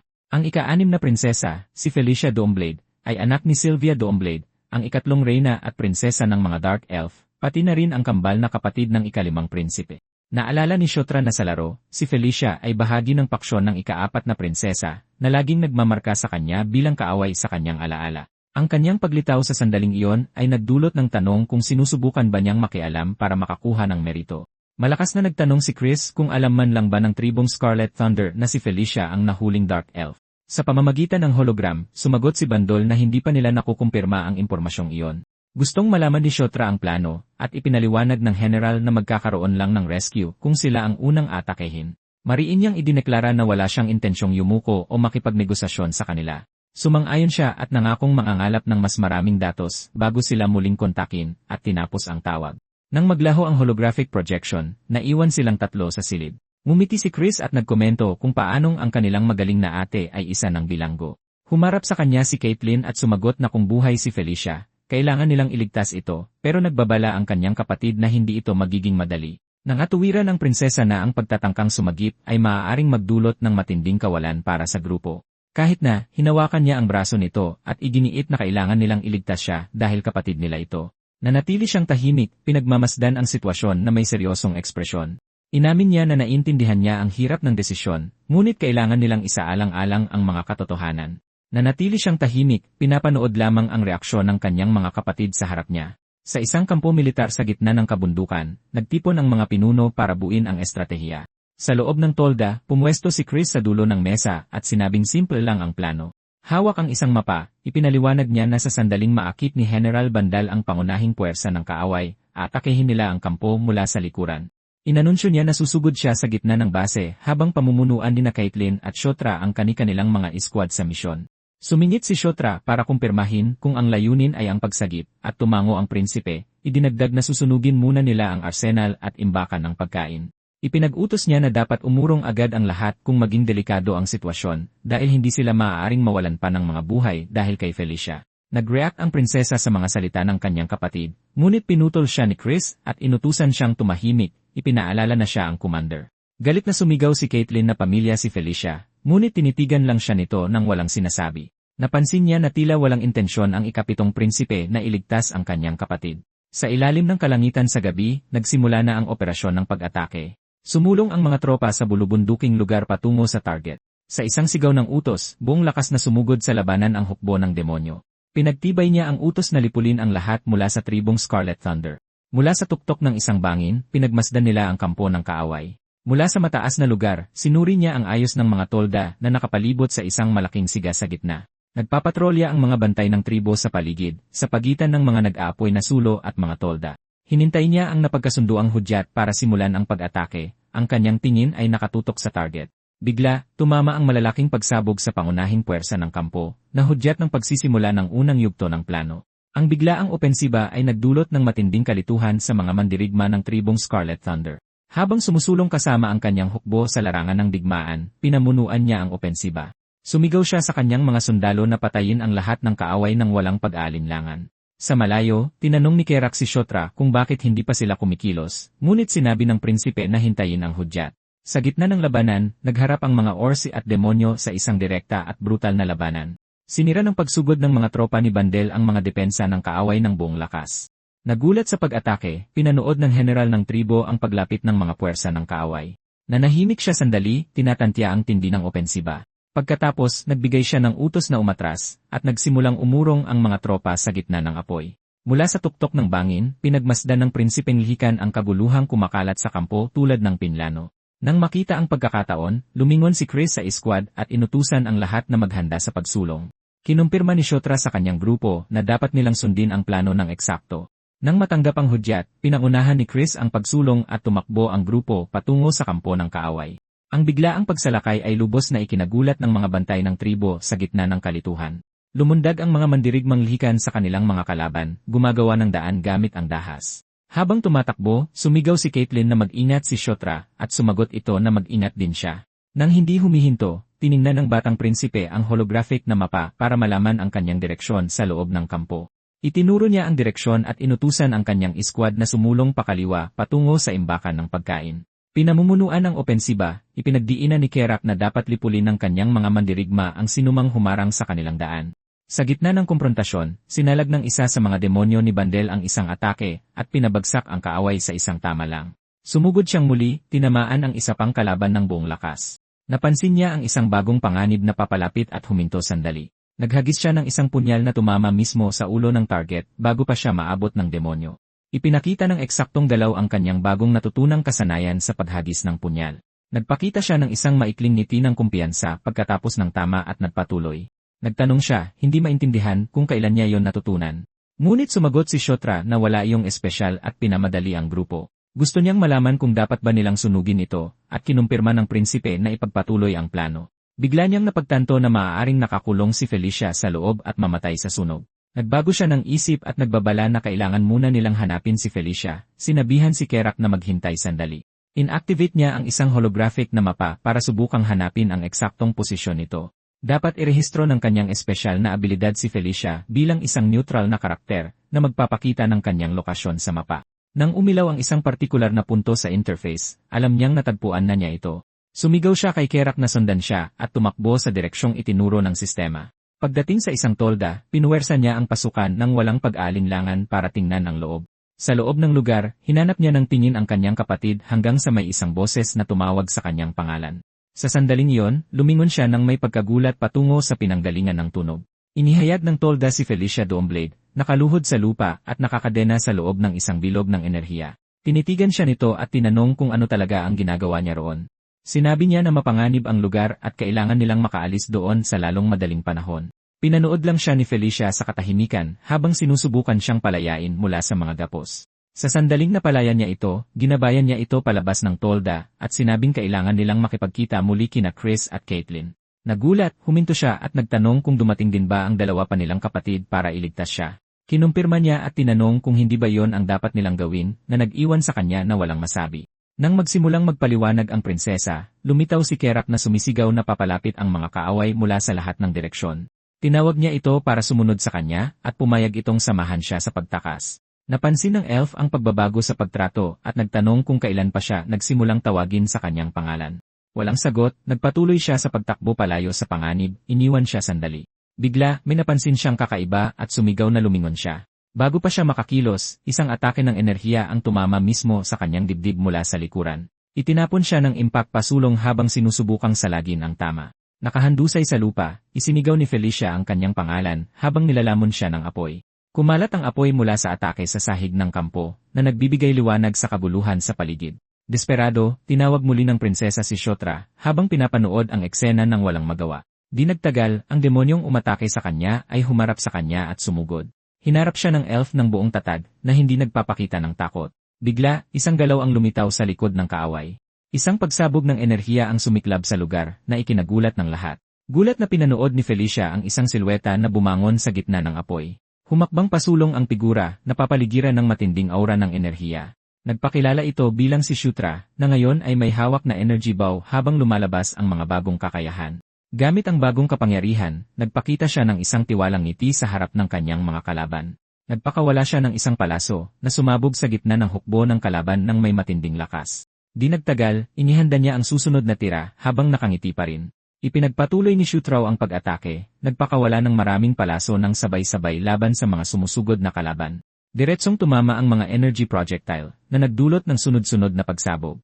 Hawak ang pana, nagdiwang siya nang mapagtanto niyang gumagamit siya ng totoong mahika. Dahil sa pananabik, nagpakasaya siya sa hindi kapanipaniwalang lakas ng bagong kakayahan, kahit na level 1 pa lang siya. Biglang may lumitaw na ice barrier mula sa lupa at hinarang ang isang atake na patungo sa kanya. Nang hindi naiintindihan, pinanood niya ang mga kristal na bigla na lang nabuo para protektahan siya. Di nagtagal, isang kalabang archer ang lumitaw sa tuktok ng isang Thor, naghahanda ng isa pang tira gamit ang isang energy arrow. Napagtanto niyang ang tunay na target ay si Felicia, na tumatakbo para tingnan kung ayos lang siya. Agad niya itong itinulak palayo at inutusang huwag lumapit. Tiningnan siya ng prinsesa, nalilito sa biglaang reaksyon ng kanyang kapatid. Sa sandaling iyon, isang ulan ng ice projectiles ang bumagsak mula sa langit patungo sa kanya. Hinarap niya ang atake, handang saluhin ang tama. Nakangiti, nagpasya siyang magiging sa kanya rin ang kapangyarihang ito. Diretsong tumama sa kanya ang ice arrow at sumabog ng dumikit. Isang nagyelong hamog ang kumalat sa buong larangan pagkatapos ng pagsabog. Nanatiling nakikita ang anyo ng prinsipe sa gitna ng nagyelong usok. Lumabas si Shutra mula sa hamog, kinukumpirmang nasipsip niya ang atake at nakuha ang kakayahang ice arrow. Nagbago ang kanyang ekspresyon nang mapansin niyang may kakaibang nangyayari sa system. Kinalagkad siya ng impact sa lupa, ngunit inalalayan niya ang sarili gamit ang isang ice dagger. Di nagtagal, isang abiso ang nagbabala sa kanya na ang kanyang buhay ay nasa matinding panganib. Sa sobrang baba ng kanyang energy, alam niyang hindi na siya makakaligtas sa isa pang tama. Biglang lumapit si Felicia at tinawag siya, kaya napatingin siya sa direksyon nito. Tinanong niya kung sino ang nagsabi sa kanyang iligtas siya, na nag-iwan sa kanya na hindi makapagsalita. Sinigawan niya siya na siya ang pinakamahina sa magkakapatid at wala sa posisyon para magligtas ng kahit sino. Ang reaksyon niya ay nag-iwan sa kanya na lito at hindi maintindihan ang sitwasyon. Tapos tinanong niya kung kailan pa siya nakakagamit ng mahika. Natalo na ang kalaban, ngunit napagtanto niyang mali ang pagkakaintindi nito sa lahat. Bago pa man siya makapagpaliwanag, hinila ni Felicia ang ice dagger na nakabaon sa kanyang dibdib. Napatingin siya sa ibaba, nagulat sa hindi inaasahang kilos ng kanyang kapatid. Isang nakapagpapagaling na enerhiya ang bumalot sa sugat. Pinanood niya ang liwanag ng kapangyarihang nagpapagaling na gumagana sa kanyang katawan. Sa loob ng ilang segundo, ganap na nagsara ang sugat sa kanyang dibdib na walang iniwang bakas. Isang system window ang lumitaw na kumukumpirma na nakuha niya ang kakayahang magpagaling at naganap ng gumaling ang sugat. Tinanong ni Felicia kung bumuti na ang pakiramdam niya at sumagot si Shutra na nagpasalamat sa tulong at halos mabanggit ang dugo nito nang hindi sinasadya. Biglang isang malakas na ingay ang kumuha ng atensyon nilang dalawa at lumingon sila sa pinanggalingan ng tunog. Isang dambuhalang nilalang na napapalibutan ng pulang aura ang lumitaw sa gitna ng pagkawasak. Nakilala ito ni Shutra bilang isang Blood Ogre. At tinanong ni Felicia kung kailangan ba talaga nilang harapin yon para makatakas. Matatag siyang tumango habang pareho nilang pinapanood ang halimaw na papalapit sa kanilang posisyon. Sa pagsugod ng ogre, naghanda ang dalawa para sa hindi maiiwasang laban. Sumuntok sa lupa ang Blood Ogre na nagpilit kina Shutra at Felicia na tumalon pa atras para iwasan ang tama. Nagulat si Shutra sa bilis ng halimaw sa kabila ng dambuhalang sukat nito. Di nagtagal, hiniling sa kanya ng prinsesa na bigyan siya ng oras para makagamit ng mahika, pero tinanong niya kung paano niya gagawin yon. Isa pang suntok ang sumira sa lupa, na nagpilit sa dalawa na muling umatras para hindi maabot. Determinado, pumayag ang binata na kunin ang atensyon ng kalaban at sumigaw na ihanda niya ang mahika, gamit ang isang salitang hindi naintindihan ni Felicia. Sa sandaling iyon, tinawag niya si Kerak, na sumagot mula sa malayo para ulitin ang parehong diskarte tulad ng huling beses. Walang pag-aalinlangan, binuksan ng prinsipe ang system inventory at naghanap ng isang partikular na item. Pagkakita sa window, kinumpirma niyang maaari na niyang gamitin ang dwarven dagger na kanyang itinago. Sa sandaling napili na, nagmaterialize ang sandata sa kanyang kamay na nagliliwanag ng isang aura ng enerhiya. Itinutok niya ang talim sa lupa at naghandang i-activate ang isang skill. Itinusok niya ang dagger sa lupa at nagpakawala ng isang malakas na alon ng kapangyarihan. Pagkatapos, isinigaw niya ang pangalan ng teknike at ipinadala ang enerhiya patungo sa kanyang kakampi. Isang matinding aura ang ganap na bumalot sa katawan ng Orsi na nagpapalakas ng kanyang lakas. Gamit ang bagong nakuha na kapangyarihan, umungol si Kerak at naghanda para sa laban. Nagulat ang Blood Ogre sa ipinakita na nag-atubili sandali. Pinalakas, sumugod ang mandirigma diretsyo sa kalaban para sa komprontasyon. Sinubukan siyang durugin ng nilalang gamit ang isang suntok, ngunit hinarang niya ang tama gamit ang kanyang palakol. Dahil sa impact, napaatras ang halimaw ng ilang segundo dahil sa hindi inaasahang lakas. Agad na sinamantala ni Kerax ang pagkakataon at itinaas ang kanyang sandata para sa isang ganting atake. Gamit ang lahat ng naipong lakas, nagpakawala siya ng isang tiyak na tama sa dibdib ng Ogre. Diretsong tinamaan, umungol ang Ogre sa huling pagkakataon bago matalo. Sinira ng huling tama ang katawan nito na tuluyang nagwakas sa banta. Dahil sigurado na ang tagumpay, naglakad si Shotra sa wasak na kampo sa gitna ng mga sira. Nakangiting nakahinga ng maluwag, ipinagdiwang niya ang tagumpay kahit alam niyang may natitira pang mga kalaban. Biglang may bumalot na aura ng enerhiya sa kanya at isang system notification ang kumuha ng kanyang atensyon. Di nagtagal isang window ang lumitaw sa kanyang mga mata na nagpapakita ng bagong impormasyon. Kinumpirma ng alerto na tumaas sa 1-0 ang kanyang level at ipinagdiwang niya ang pag-angat. Isa pang mensahe ang lumitaw di nagtagal na nagsasabing tumaas na rin ang level ng kanyang protagonist skill. Nakangiting kontento, naramdaman niya ang bagong kapangyarihan na dumadaloy sa kanyang katawan. Isang bagong gift window ang lumitaw, at nagpasya siyang buksan ang kahon para tingnan ang gantimpala. Inihayag ng abiso ang isang passive skill na may kakayahang bawasan ang accuracy ng mga projectile na pinapaputok sa kanya. Agad niyang nakilala iyon bilang isang teknike sa pag-iwas laban sa mga ranged attack. Inilarawan ng screen ang skill gamit ang isang imahe ng isang karakter na umiiwas sa maraming tira ng sabay-sabay. Napagtanto niya noon na kayanan niyang gayahin ang sikat na protective effect na para lang sa mga bida. Sa sandaling iyon, isang grupo ng mga kalabang mandirigma ang lumitaw sa kampo, sumusugod para umatake. Sinigaw ng prinsesa ang kanyang pangalan, binabalaan siya na papalapit na ang mga kalaban habang nananatili siyang abala. Walang pag-aalinlangan, naghanda si Felicia na ilabas ang kanyang kapangyarihan laban sa mga kalaban. Sa isang utos, nagpatawag siya ng isang ipo-ipo na direktang tumama sa grupo. Napakalakas ng hangin kaya't kahit ang prinsipe ay kinailangang maghanda para hindi matangay. Habang pinagmamasdan ang kababalaghan, napagtanto niyang kamukha ito ng mahika, pero hindi eksaktong ganoon. Di nagtagal ay nakilala niya ang mga energy butterfly, at naintindihan na kapangyarihan iyon ng isang spirit. Pagkatapos, naunawaan niyang si Felicia ay, sa katunayan, isang mahusay na spiritual summoner. Habang pinapanood ang pag-atake, isang bagong ideya ang pumasok sa kanyang isipan. Nakangiti, naisip niya kung maaari rin siyang tamaan ng isang kapangyarihang tulad niyan. Bigla, isang maliwanag na senyales ang sumabog sa kalangitan, na kumuha ng atensyon ng lahat sa kampo. Sa kislap, itinaas ng mga Orsi ang kanilang mga mata sa pagkagulat sa hindi inaasahang pangyayari. Nang makilala niya ang ilaw, ipinaalam ni Kerak na kumakatawan ito sa isang utos na umatras. Nalilito, nagtaka si Shotra kung ano ang nangyayari at kung mayroon bang nasa panganib. Dahil sa pagmamadali ng kanyang mga kakampi para sa isang utos, inutusan sila ng prinsipe na umatras kasama ang lahat ng tropa. Pagkatapos ay idineklara niyang kailangan niyang puntahan si Caitlyn, na labis na ikinagulat ng Orsi. Sinubukan ni Kerak na makipagtalo para samahan siya, ngunit iginiit ni Shotra na may dahilan para sa desisyon at dapat sumunod ang lahat. Sa sandaling yon, lumapit si Felicia at sinabing sasama siya, na ikinagulat ng Orsi General. Sinabi niyang ayaw niyang magkaroon ng utang na loob at gusto niyang samantalahin ang pagkakataon para bayaran ang kanyang utang. Binanggit din niya na mayroon pa siyang mga hindi natatapos na usapin sa mga kalaban na iyon. Tahimik na nakinig si Kerak, pagkatapos ay pumayag at hiniling sa prinsipe na mag-ingat bago magpaalam.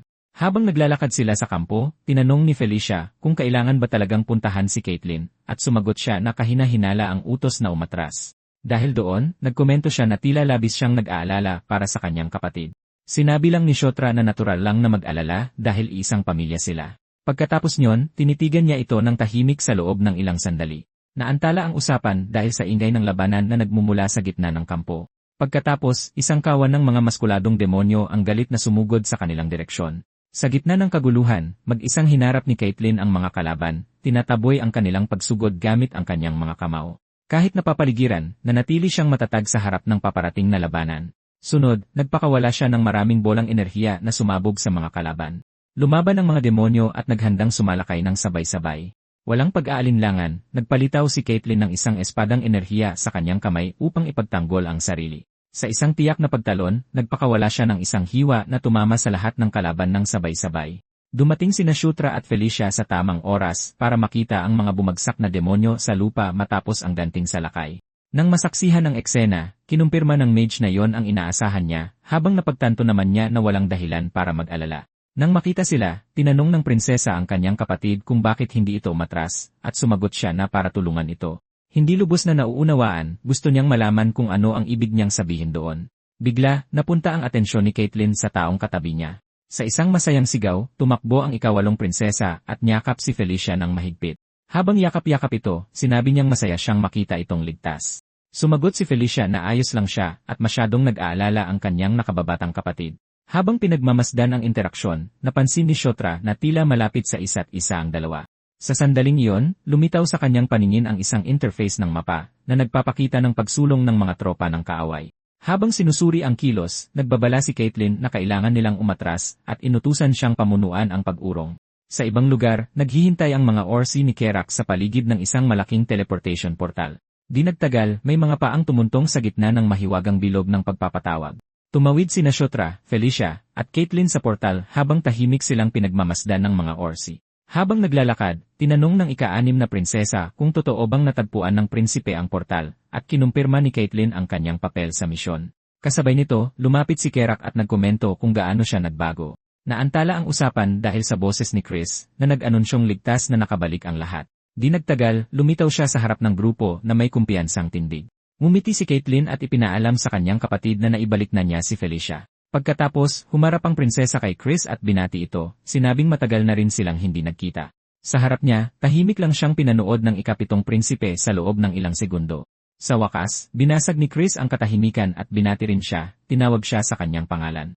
Lumipat ang eksena sa isang madilim na kuweba na nailawan ng mga sulo na nakakalat sa mga pader. Habang naglalakad, iniulat ni Chris na nanalo rin si General Bandol sa kanyang laban dahil umatras si Yakuzaan nang makita ang kampong nasusunog. Hindi nakilala ang pangalan, tinanong ni Shotra kung sino siya, at ipinaliwanag ni Caitlyn na siya ang pinuno ng tribong Scarlet Lightning. Dahil doon, gusto sanang malaman ni Felicia kung sumuko na si Yakuzan, ngunit nilinaw ni Chris na tumakas lamang ang kalaban at maaaring mag-regroup. Pagkatapos ay inanunsyo niya na aatakehin nila ang mga puwersa ni Kerim kinabukasan upang pigilan ang pag-iisa ng dalawang hukbo. Nag-iba ng usapan, tinanong ng prinsipe si Felicia kung ano ang nagdala sa kanya sa lugar na yon.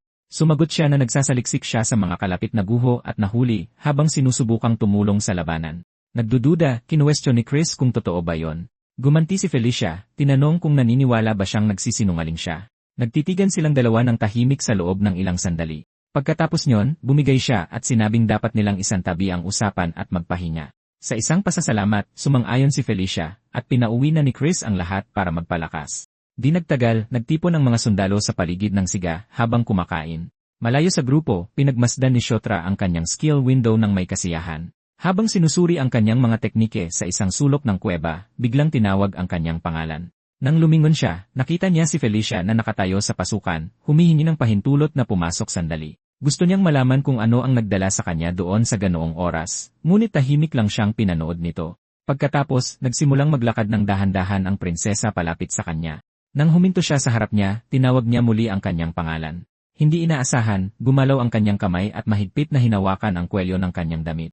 Nabigla sa bigla ang kilos, hindi nakakibo ang prinsipe. Ilang sandali pa, tinitigan siya ni Felicia at inutusang hubarin ang kanyang damit. Lubos na naguguluhan, kinuwestiyon lang ni Shotra ang utos na natanggap niya. Habang mahigpit ang pagkakahawak sa kanyang kwelyo, inulit ni Felicia na kailangan niyang hubarin ang kanyang damit. Hindi pa rin naiintindihan, tinanong ng prinsipe kung ano ang dahilan ng ganoong kahilingan. Tinanong niya kung hindi ba niya papayagang magamot ng maayos ang kanyang kalagayan. Ang kanyang tugon ay isang tingin lamang ng lubos na pagkalito. Ipinaliwanag ni Felicia na ang ginawa niya kanina ay paunang lunas lamang.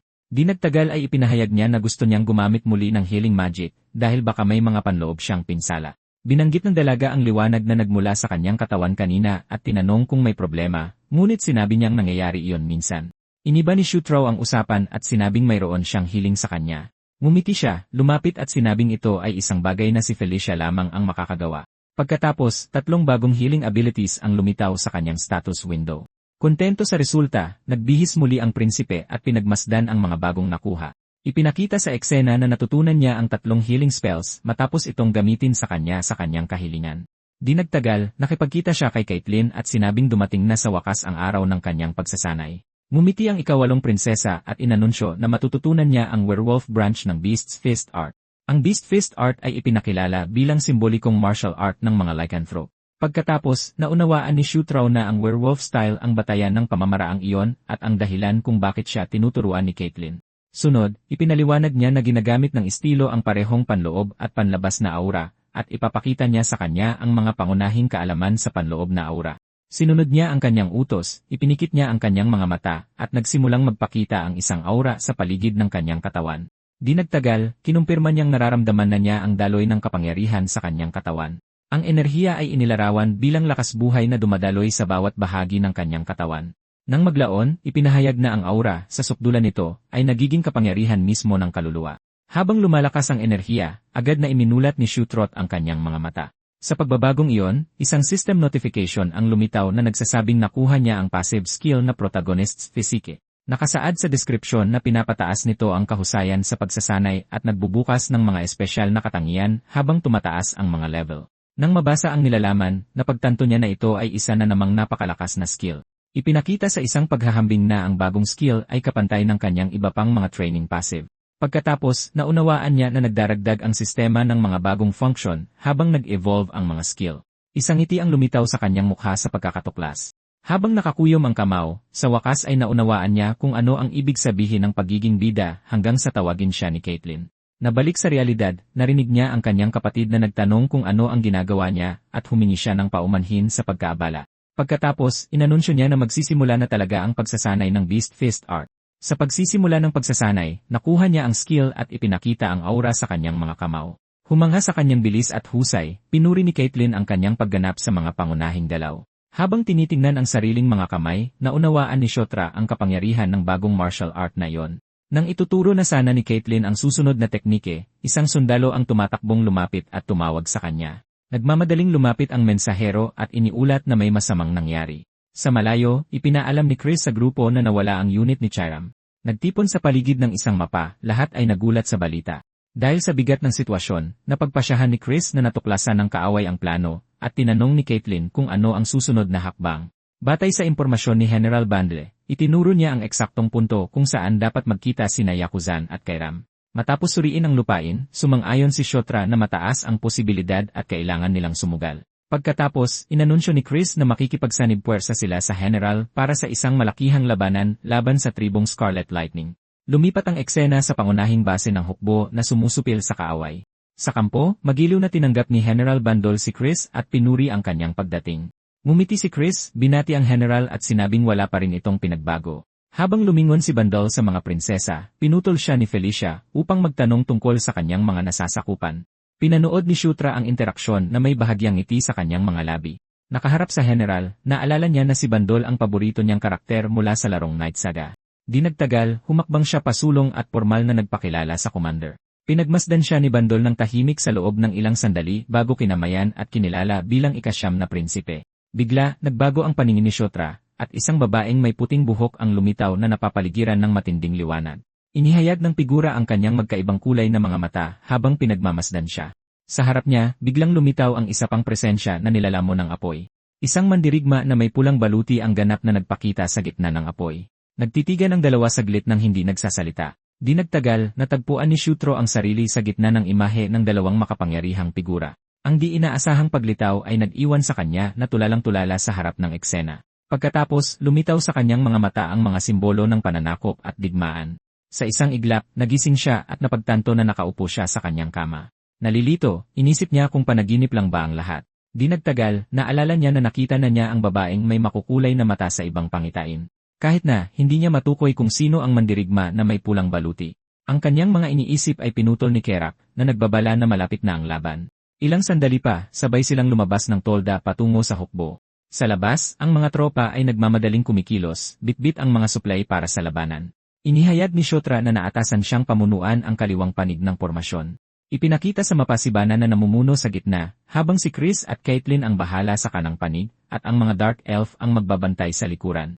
Nagsimula ang pagmartsa at mabilis na lumipas ang oras. Bigla, napagtanto ni Shotra kung nasaan siya. Noon niya napagtanto na nasa gitna na pala siya ng malawak na larangan ng digmaan na napapaligiran ng libu-libong sundalo. Sa unahan ng gitna ng mga tropa, inutusan ni General Bandol na itatag ang pormasyon ng labanan. Nakangiti, ipinangako niyang tuturuan ang mga kaaway ng tunay na kahulugan ng pagdurusa. Di nagtagal, itinaas niya ang kanyang boses at inutusan ang lahat ng tropa na sumulong laban sa kaaway. Agad na tumugon ang mga Orsi, nagmamartsa na may nakataas na kalasag at sandata sa kamay. Pinanood ng general ng may kasiyahan habang papalapit sa kanya ang kilos ng kaaway, ngunit nagbago ang kanyang ekspresyon nang isang malaking pagsabog ang sumiklab sa gitna ng kanyang sariling mga tropa. Natulala, malakas niyang tinanong kung ano ang nangyayari. Tumingin sa ibaba, nakita niya ang landas ng pagkawasak na mabilis na kumakalat sa buong larangan ng digmaan. Bigla, isang napakalaking nilalang na nababalutan ng balahibo na kahawig ng isang mammoth ang lumitaw, na gumagawa ng daan sa mga hanay. Sa gulat, sumigaw si Bandol na yon ay isang swamp mammoth. Habang sumusulong ang halimaw, mga pagsabog ng enerhiya ang sumabog sa lahat ng panig nito. Ngunit di nagtagal ay naging malinaw na ang mga pagsabog na iyon ay nagmula sa mga ataking inilunsad ng kanilang sariling mga kaalyado. Nagsimulang bumagsak ang mga mandirigma ng tribong Scarlet Lightning dahil sa tama mula sa sariling kakampi. Sa gitna ng kaguluhan, pinanood ni Shutra kasama si Kerak ang pagkalat ng pagkawasak. Sa isang iglap, napagtanto niya ang patibong at idineklara na sila ay nalinlang. Pagkatapos ay naintindihan niya na alam na ng mga kaaway ang lahat mula pa sa simula, habang patuloy na sumusulong ang mga mammoth. Inilarawan ang nilalang bilang isang swamp mammoth na may walang katulad na laki. Ang mga pulang mata nito ay kumikinang sa galit, na nagpapakita ng isang nakakatakot na halimaw. Sa harap ng banta, isang aura ng enerhiya ang lumitaw sa paligid ni Shutra.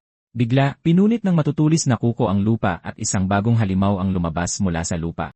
Hindi nagtagal, isang hukbo ng mga taong butiki na armado ng mga espada ang sumali sa labanan. Ang di inaasahang pagdating ng mga karagdagang puwersa ng kaaway ay nag-iwan kay Shutra at sa kanyang mga tropa na gulat na gulat. Sa kabilang panig, napagtanto ni Chris na pinaglalaruan lang ng mga kalaban ang kanilang mga puwersa. Iminungkahi ni Caitlyn na mas mabuting umatras at humanap ng ibang pagkakataon. Nagbabala siya na kung magpapatuloy sila, dadami lang ang mga masasawi hanggang sa tuluyang maubos. Nag-isip si Chris ng tahimik sa loob ng ilang sandali bago gumawa ng desisyon. Di nagtagal, itinaas niya ang kanyang boses upang tawagin ang atensyon ng buong hukbo sa gitna ng kaguluhan. Inutusan niya ang mga salamangkero na bumuo ng isang depensibong harang sa likuran habang ang iba ay naghahanda para sa pag-atras. Nang maibigay ang utos, marahas na nagpatuloy ang labanan sa pagitan ng mga Orsi at taong butiki. Sa gitna ng labanan, isang mandirigmang butiki ang tumalon patungo kay Shutra upang atakihin siya. Sa huling sandali, sinalo ng isang kaalyadong Orsi ang atake at pinrotektahan siya mula sa kaaway. Sumigaw si Kerak na panatilihin ng lahat ang pormasyon, nagbabala na anumang kapabayaan ay maaaring maging sanhi ng kamatayan. Tumango si Shutra, kinikilala na ang realidad na ito ay higit pa sa isang simpleng laro. Samantala, hinarap ni Chris ang ilang mga kaaway na nakapaligid sa kanya ng mag-isa. Sa isang matatag na sigaw, inutusan niya ang lahat na mabuhay at bumalik ng buhay sa anumang paraan. Pagkaraan ng ilang panahon, nagawang magtipon muli ng mga nakaligtas sa isang pansamantalang kampo. Sa base, ginamot ang mga sugatan gamit ang healing magic upang tugunan ang pinsala ng labanan. Sa loob ng isang tolda, inako ni Chris ang sisi sa kabiguan at nang hinayang na hindi siya naghinala ng mas maaga. Idineklara ni General Bandol na ang tanging mga pagpipilian ay umatras o humingi ng karagdagang puwersa. Sumang-ayon si Chris sa pagsusuri at sinabi na hindi niya isusugal ang buhay ng kanyang mga nasasakupan para lang sa pride. Habang naghahanda siyang ibigay ang utos, pinigilan siya ni Felicia, sinabing may naisip siyang alternatibo. Ipinaalala ng dalaga sa lahat na ang tunay na dahilan ng kanilang presensya sa rehiyong iyon ay ang paggalugad sa isang guho sa Gishka Mountains. Naalala ni Shutraw na sa laro, ang focus ng karakter ay laging nakaugnay sa pananaliksik at investigasyon. Di nagtagal, inilatag ni Felicia ang isang sinaunang mapa sa mesa at itinuro ang eksaktong lokasyon ng lugar. Kasama ang iba pa, ibinunyag niya na pinag-aralan niya ang lungga ng Earth Dragon, isang guho na napanatili sa loob ng 1,500 taon. Ipinaliwanag niya na si Enkidu, isang dragon na isinilang mula sa magma, ay gumamit ng iba't ibang tagapagbantay upang protektahan ang kanyang sariling kayamanan. Sa kanyang salaysay, binanggit niya na natanggap ng mga duwende mula sa kanya ang isang espesyal na sandata na tinatawag na anvil na nagbibigay buhay sa kulog. Pagkatapos, ibinunyag niya na ang relikyang ito ay may kapangyarihang kontrolin ang mga tagapagbantay na Chimera at maglunsad ng salamangka sa lawak ng isang hukbo. Buong diin, hinampas niya ang kanyang kamay sa mesa sa harap ng lahat. Sa wakas, idineklara ni Felicia na ang tanging paraan upang makamit ang tagumpay ay ang mahanap ang relikyang iyon. Dahil dito, tinanong ni General Bandol si Felicia tungkol sa eksaktong lokasyon ng anvil na nagbubunyag na ito ang tunay na dahilan ng kanyang presensya. Di nagtagal, inamin ni Chris Moonlight na hindi niya alam ang eksaktong lokasyon at itinuring na medyo walang silbi ang impormasyon sa sandaling iyon. Sa kanyang pagsusuri, sinabi niya na hindi nila maaaring isugal ang buhay ng lahat sa isang simpleng paghahanap ng kayamanan dahil maaaring umatake ang kaaway anumang oras. Agad na tinutulan ni Felicia ang pagtutol na inihay ni Chris. Sa sandaling iyon, humakbang si Chotras at tiniyak sa lahat na ang relikya ay talagang matatagpuan sa lugar na iyon. Pagkatapos ay ipinaliwanag niya na nakahanap siya ng mga pagbanggit sa andal sa isang sinaunang kwento na may kaugnayan sa bayaning si Locke at pati na rin sa kanyang mga pag-aaral tungkol sa mga rune. Higit sa lahat, idineklara niya na lubos siyang nagtitiwala kay Felicia. Pinanood siya ng prinsesa ng tahimik na hindi nagsasalita. Pagkatapos ay tumalikod siya sa iba, ipinuwesto ang sarili sa tabi niya. Kahit na, lumapit si Chris at nangatwiran na ang issue, ay hindi tiwala, kundi ang mahalagang oras na kanilang sinasayang. Upang sumalungat, itinuro ni Shotra ang mapa at binanggit ang isang katulad na alamat mula sa tribong Gandalf na may kaugnayan sa rehiyong iyon. Batay doon, napagpasyahan niya na may malaking posibilidad na malapit lang ang pasukan sa mga guho. Sa wakas, hiniling niya na maniwala sila sa kanya, kahit ngayon lang, nangangakong isusugal ang lahat. Di nagtagal, nagpatawag si Felicia ng mga parang multong kabayo na may kakayahang lumipad, na lumitaw sa kalangitan sa harap ng grupo.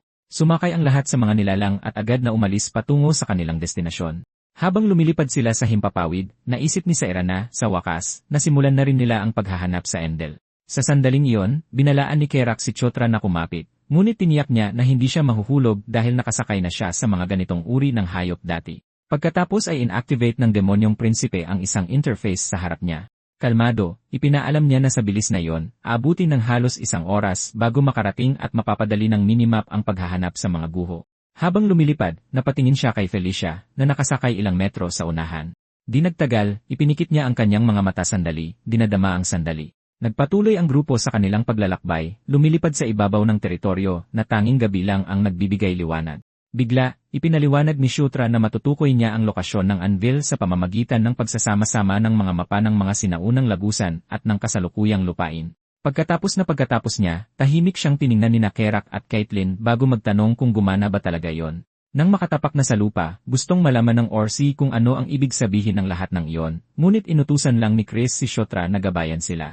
Sa sandaling iyon, namagitan si Felicia at idineklara na naintindihan niya ang paliwanag, sinabihan siyang manguna. Matapos ang sandaling katahimikan, lumingon ang prinsipe at inutusan ang lahat na sumunod sa kanya. Habang naglalakad sila, tahimik na pinagmamasdan ng ika-6 na prinsesa ang bawat detalye. Hindi nagtagal, nagkomento si Kerak na sumusunod ang lahat sa prinsipe ng walang tanong. Pagkaraan ng ilang sandali, nakarating ang grupo sa harap ng isang mabatong pader at natuklasan na sarado ang daan. Sa harap ng harang, kinuwestiyon ni Kerak kung alam ba talaga niya ang pasukan sa mga guho dahil parang hindi iyon tama. Bilang tugon, tinanong ni Shu kung sinabi ba niya kailanman na pupunta sila sa pasukan. Pagkatapos ay lumingon siya kay Caitlin at hiniling na subukan nitong buksan ang daanan gamit ang isang tumpak na suntok. Tinanggap ng prinsesa ang hiling habang si Felicia ay masusing pinagmamasdan ang bawat kilos. Hindi nagtagal, tinanong ni Felicia kung naniniwala ba talaga siyang nasa loob ng bangin na iyon ang relikya. Buong loob na ipinaliwanag iyon ni Shutra. Ayon sa kanyang mga kalkulasyon, ang pagpasok sa puntong iyon ay makakaiwas sa direktang komprontasyon sa mga tagabantay ng piitan. Pinutol siya ni Felicia, kinukwestiyon kung paano niya inaasahan na sisirain ni Caitlin ang pader gamit lang ang kanyang mga kamao. Hindi nagtagal, tinanong niya kung naniniwala ba siyang isang uri ng siege weapon ang prinsesa. Ang kamay ni Felicia ay nagsimulang mag-ipon ng matinding enerhiya. Pagkatapos ay ipinahayag niya na ang mga ruin explorer ay laging may pangalawang espesyalisasyon sa pagsira at mga pampasabog. Pagkatapos ay pinakawalan ng prinsesa ang naipong enerhiya direkta sa mabatong pader. Tumama ng buong lakas ang pagsabog sa bangin, na naging sanhi ng pagyanig sa buong rehiyon. Habang humuhupa ang alikabok, isang daanan papasok sa loob ng guho ang nabunyag sa harap ng grupo. Pinagmasdan ni Felicia ang bagong bukas na pasukan, nagtatanong kung talagang natagpuan nila ang lokasyon ng ganoon kabilis. Pumasok ang grupo sa mga guho, at tinanong ni Kerak ang tungkol sa estrukturang hugis simboryo sa gitna. Sumagot si Shutra na yon ang huling proteksyon ng anvil. Hindi nagtagal, iminungkahi ni Kerak na basagin ito, ngunit binalaan siya ni Shutra na maaari nitong masira ang relikya. Nagkomento si Felicia na dapat mayroong isang uri ng mekanismo upang buksan ito. Pagkatapos ay lumingon siya upang pagmasdan ang natitirang bahagi ng silid. Agad niyang napansin na kakaiba ang itsura ng estatwa. Sa siyam, 3 lang ang may hawak na armas.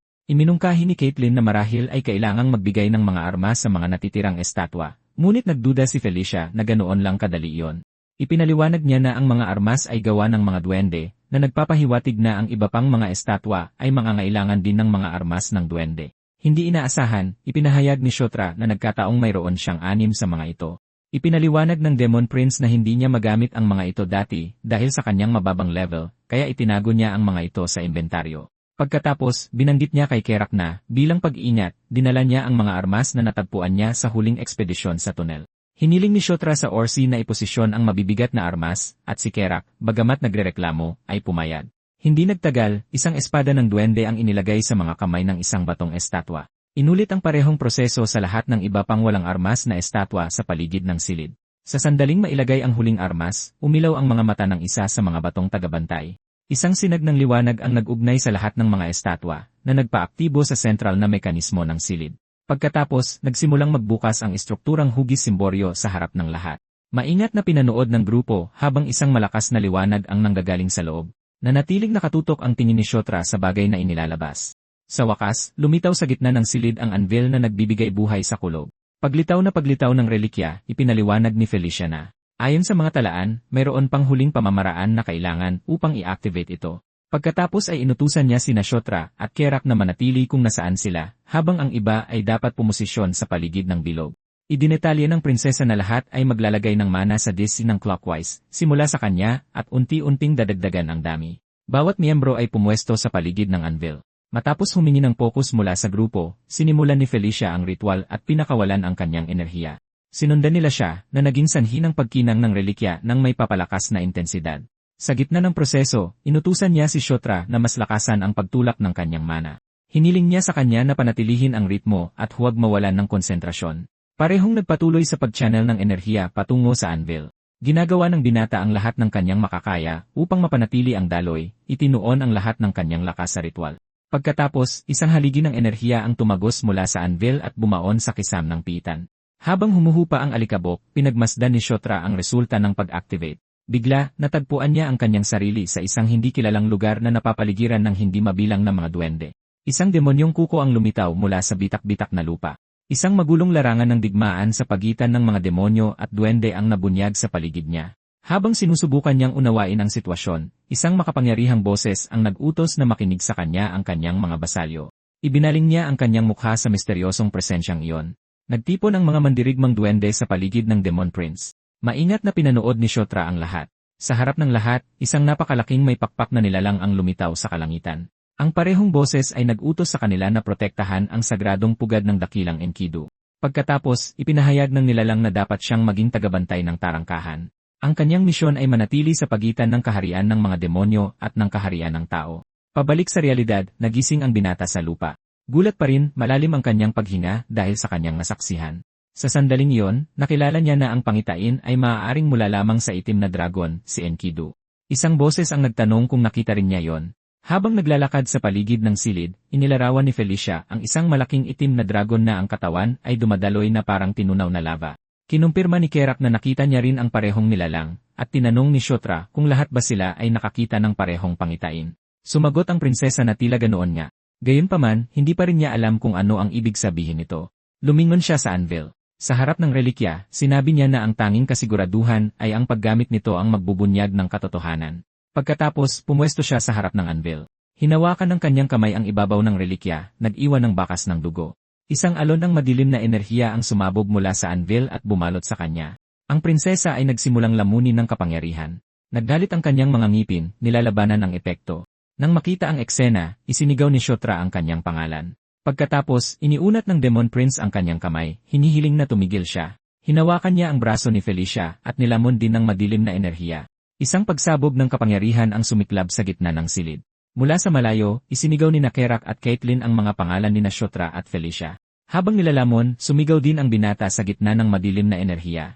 Nalaman na ang mana ng Earth Dragon na si Enkidu ay nagpapataw ng pagsubok sa mga walang pahintulot na sakupin ito. Sumabog ang enerhiya sa ibabaw ng anvil habang isang boses ang nagpahayag na ang pananakop ay nangangahulugang pangingibabaw. Pinanood ng dalawang kasama mula sa malayo habang kumakalat ang madilim na enerhiya sa buong silid.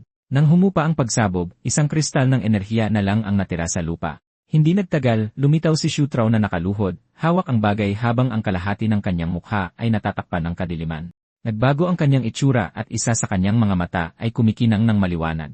Ang eksena ay lumipat sa kampo ng mga Orsi na itinayo sa isang bangin. Mula sa tuktok ng isang bangin, isang tagabantay ang nagmamasid sa kilos sa ibaba. Pagkaraan ng ilang sandali, itinaas niya ang lagabista upang panoorin ang lugar. Habang pinag-aralan ang kampo, bumulong siya kung talagang naniniwala ang mga hangal na hindi sila matutuklasan. Pagkatapos, lumuhod siya sa harap ng kanyang pinuno at nagtanong kung dapat ba silang sumalakay kaagad. Si Yakuzen, pinuno ng tribong Scarlet Lightning, ay tahimik na nakinig. Pagkatapos ay inutusan ng commander ang lahat na maghanda para sa laban. Sa harap ng kanyang hukbo, ipinahayag niya na pupuksain nila ang mga nahuhuli. Sa kampo ng mga Orsi, naglalakad ang mga mandirigmang may berdeng balat sa bangin. Bigla, dalawa sa kanila ang tumingala. Isang malaking bolang apoy ang bumaba mula sa langit patungo sa kampo. Tumama ang pagsabog sa gitna ng may mapanirang lakas. Ilang Orsi ang direktang tinamaan ng pagsabog. Pagkatapos, lumitaw sa harapan nila ang hukbo ng tribong Scarlet Lightning. Sumugod ang mga mandirigmang may pulang balat sa isang mabangis na atake.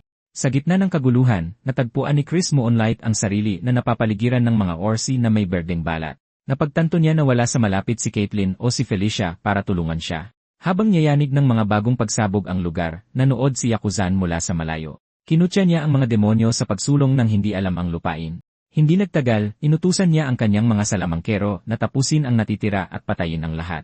Ngunit ang kamay ng isa sa mga salamangkero ay biglang kinuha ng isang kakaibang aura. Nalilito, tinanong niya kung bakit hindi sumusunod ang kanyang kamay. Nang sandaling iyon, isa sa mga higanteng mammoth ang binalot ng parehong enerhiya at nagliwanag ang mga mata nito. Itinaas nila ang kanilang tingin na alarma sa kanilang nakita. Hindi inaasahan, bumaling ang mammoth laban sa sarili nitong mga kakampi at sinalakay sila ng may galit.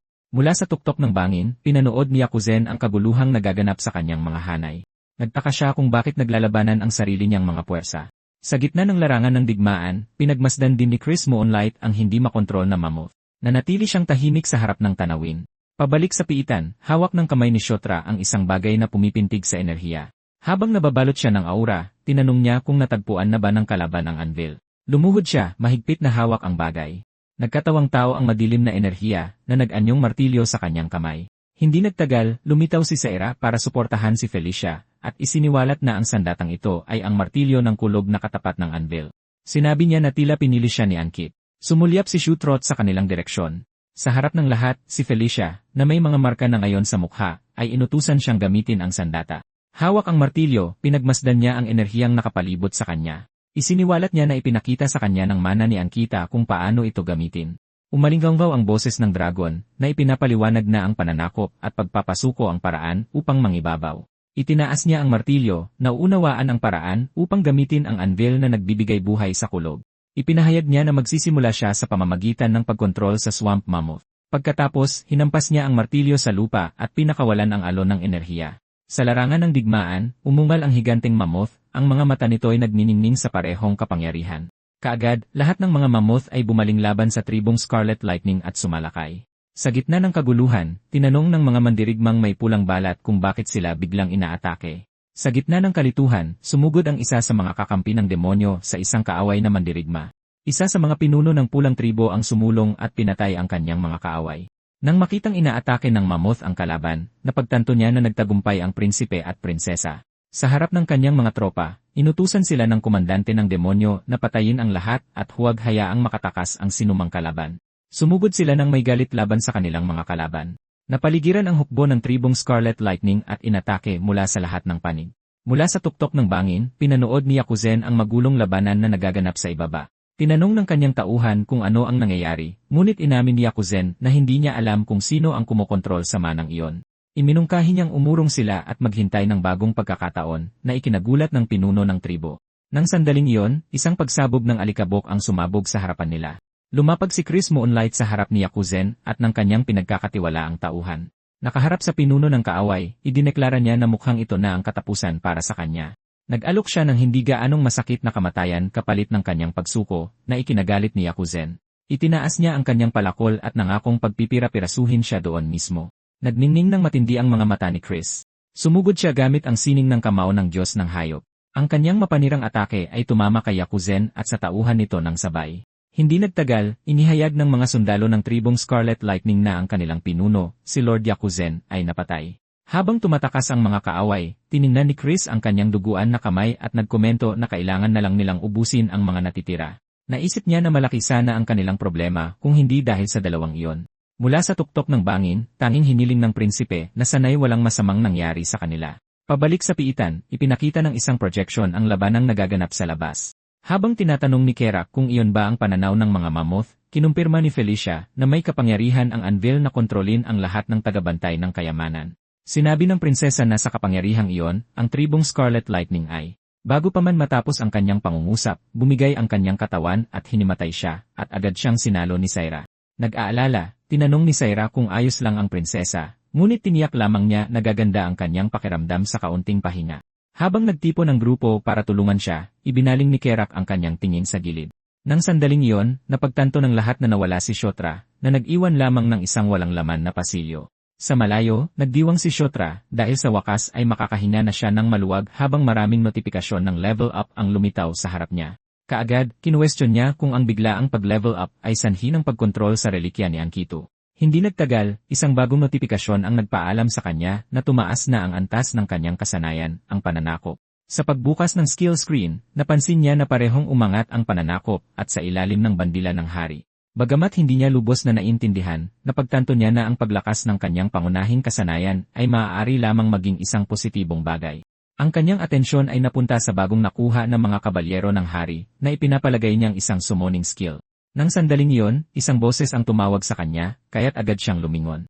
Tumatakbo si Caitlyn papalapit sa kanya. Naalala ng binata na umalis pala siya nang hindi nagpapaalam sa sinuman. Bago pa man siya makahingi ng tawad, malakas na sinuntok ng prinsesa ang kanyang ulo. Pagkatapos ay pinagalitan siya nito sa pagkawala ng ganoon, at simpleng humingi siya ng paumanhin. Hindi nagtagal, binitawan siya nito at sinabing dahil ligtas na siya, dapat na silang bumalik, ngunit kailangan nilang magkampo doon. Habang sabay silang naglalakad, ipinaliwanag ni Caitlyn na iba ang orihinal na plano, ngunit may problemang lumitaw. Agad na nagtanong si Shutro kung ano ang problema. Pagkatapos ay isiniwalat na nawalan ng malay si Felicia at nanatiling walang malay.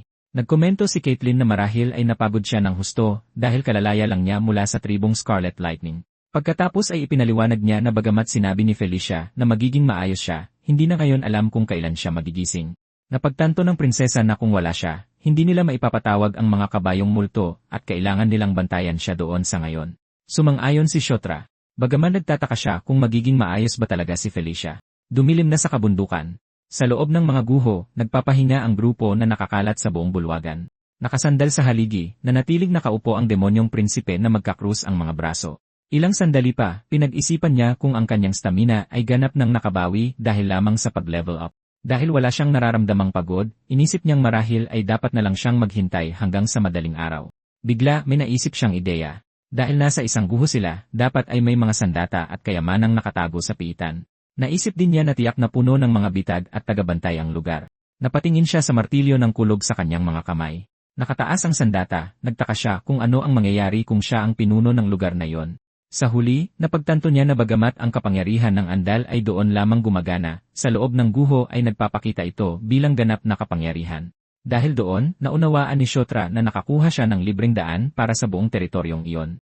Samantala, mahimbing na natutulog si Kerak sa sahig ng bulwagan. Lumapit ang binata at ginising ang Orsi na inaantok pa. Pagkatapos ay inanyayahan niya itong sumunod sa kanya sa ibang lugar. Naglakad ang dalawa sa isang madilim na pasilyo na may mga sulo. Habang tinatanong ni Kerak kung ligtas ba, sinigurado siya ni Shotra, sinabing siya ang pinuno ng lugar at walang dapat ipag-alala. Pagbukas ng isang batong pinto, pinaalalahanan niya si Kerak na dahil isa itong guho, siguradong may magagandang armas na nakatago sa loob. Agad na sumulyap ng matalim ang Orsi sa loob ng silid. Di nagtagal, nagbabala siya tungkol sa isang dambuhalang halimaw na nakahandusay sa lupa. Sa harap ng nilalang, nakilala ito ng demonyong prinsipe bilang isang griffon-shaped arch-golem, isang kalaban na may mapanirang lakas. Sa sandaling iyon, nagkomento si Kerak na maaari silang namatay kung pumasok sila ng walang ingat at iminungkahing umalis na sila agad. Kahit sa pamimilit ng Orsi, na hindi maitago ang takot sa presensya ng Colossus, tinawag lang niya itong duwag. Pagkatapos, isang malaking batong pinto ang bumukas sa dulo ng pasilyo. Pagtawid dito, tuwang-tuwang sumigaw si Kerak na sa wakas ay natagpuan na nila ang kayamanan. Binuhat ng Orsi ang isang piraso ng baluti, at sumang-ayon ang prinsipe na mukha itong napakaganda ng kalidad. Nang suriin niya ito ng mas malapitan, nakaramdam siya ng bahagyang aura ng mana at kinumpirmang isa itong mahiwagang baluti. Inalok niya ang gamit kay Kerak na nag-atubili bago magtanong kung maaari niya ba talaga itong kunin. Kinumpirma ng prinsipe, sinabing masyadong malaki para sa kanya ang baluti at masiglang nagpasalamat ang Orsi. Di nagtagal, napansin niya ang ilang barya sa isang kalapit na mesa. Pagkatapos ay kinuha niya ang isa sa mga sinaunang gintong barya at nagpa siyang itago ang lahat ng kapaki-pakinabang na gamit sa kanyang inventaryo. Samantala, inutusan niya si Kerak na kolektahin ang lahat ng may halaga. Bigla, isang bowl sa sulok ng silid ang nakakuha ng kanyang pansin. Lumapit siya para mag-imbestiga, binuksan ito at nakitang puno ito ng mga barya. Sa sandaling iyon, isang kakaibang tunog ang umalingaw-ngaw sa paligid. Nagulat, lumingon siya upang subukang unawain kung ano ang nangyayari. Sa harap ng kanyang mga mata, isang pader ang nagsimulang dahan-dahang gumalaw na nagpapakita ng isang nakatagong espasyo. Dahil doon, idineklara niya na tiyak na mayroong isang bagay sa kabila. Pagkatapos ay sumulong siya patungo sa bagong bukas na daanan. Pagkatapos tawirin ang makipot na pasilyo, isang malawak na silid ang bumungad sa kanya. Nanatiling tahimik si Kshetra, inoobserbahan ang bawat detalye ng bagong lokasyon. Sa gitna, sa isang pedestal, lumulutang ang isang bagay na nababalot sa kakaibang enerhiya. Agad niyang nakilala ang mana na nagmumula sa relikya. Kahit hindi pa niya ito nakikita dati, kusang lumitaw sa isip niya ang pangalang Enkidu. Di nagtagal, natukoy niya ang gamit bilang gauntlet ni Enkidu. Sa wakas, ang tunay na pangalan ng relikya ay ipinakita sa kanya, Earthquake. Sa harap ng pedestal, nanatili siyang tahimik, pinagmamasdan lamang ang relikyang lumulutang sa kanyang harapan. Di nagtagal, isang boses ang umalingaw-ngaw na tumatawag sa kanya, matapang na kabalyero ng pananakop.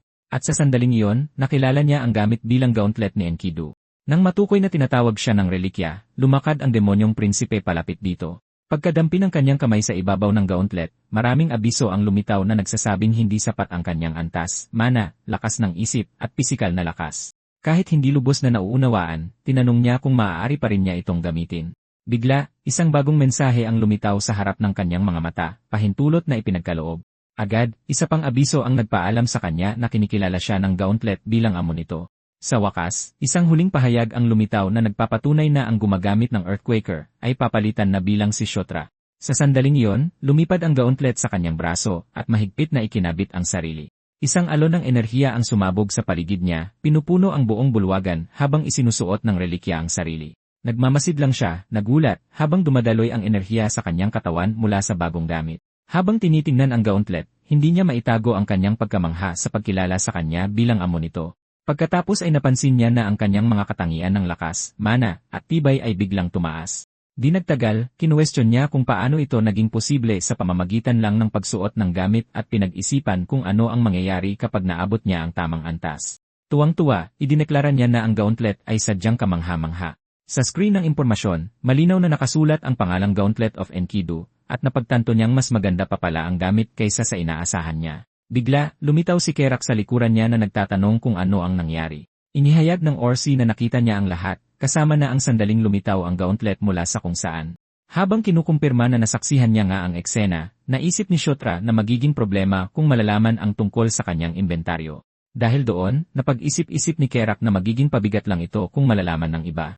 Pagkatapos ay nanumpa siya na itatago niya ang sikreto magpakailanman, dadalhin ito sa kanyang libingan. Dahil sa pangako, tinanong ng prinsipe kung dapat na ba silang bumalik na yung nakuha na nila ang kailangan nila. Habang naghahandang umalis, nagkomento siya na hindi maganda ang kutob niya sa lugar na ito. Di nagtagal, pareho silang sumang-ayon na mas mabuting bumalik muna sa ngayon. Pagkatapos ay umalis ang dalawa sa lihim na silid at bumalik sa silid ng kayamanan. Bigla, may nakakuha ng pansin ng prinsipe mula sa kabilang dulo ng silid. Itinaas niya ang kanyang kamay para pigilan si Kerak at sinabihang maghintay sandali. Habang tinatanong ng Orsi ang dahilan, itinuro lang ni Kshetra ang kabilang direksyon. May sigla, idineklara niya na naroon mismo ang kailangan nila. Pagbalik sa pangunahing bulwagan, inabutan niya ng gayuma si Felicia, na agad itong ininom. Sa sandaling iyon, isang matinding liwanag ang bumalot sa kanyang katawan, na nakakuha ng tingin ng lahat. Di nagtagal, dahan-dahan niyang iminulat ang kanyang mga mata. Habang hawak siya, tinanong niya kung nagising na ba siya, at ibinulong lang ng prinsesa ang kanyang pangalan. Sa tulong ni Caitlyn, nagawa niyang umupo at, habang tuliro pa, tinanong kung ano ang nangyari. Ipinaliwanag ng ikawalong prinsesa na nagdala si Kshetra ng gayuma para sa pagbabalik ng mana. Nalilito pa rin, gustong malaman ni Felicia kung saan niya nakuha ang isang bagay na napakabihira. Bilang sagot, itinuro lang niya ang lokasyon at pinaalalahanan siya kung nasaan sila. Agad na naalala ng prinsesa na nasa loob pa rin sila ng mga guho. May bahagyang ngiti, pinaalalahanan niya itong huwag kalimutan na siya ang pinuno ng lugar na yon. Pagkatapos ay siniguro niya na maaari siyang magpahinga ng walang alalahanin dahil ang kanyang mana ay ganap na maibabalik paggising niya. Nagpasalamat si Felicia sa kanya na ikinagulat niya. Maya-maya, inulit niya ang kanyang pasasalamat ng may hiya.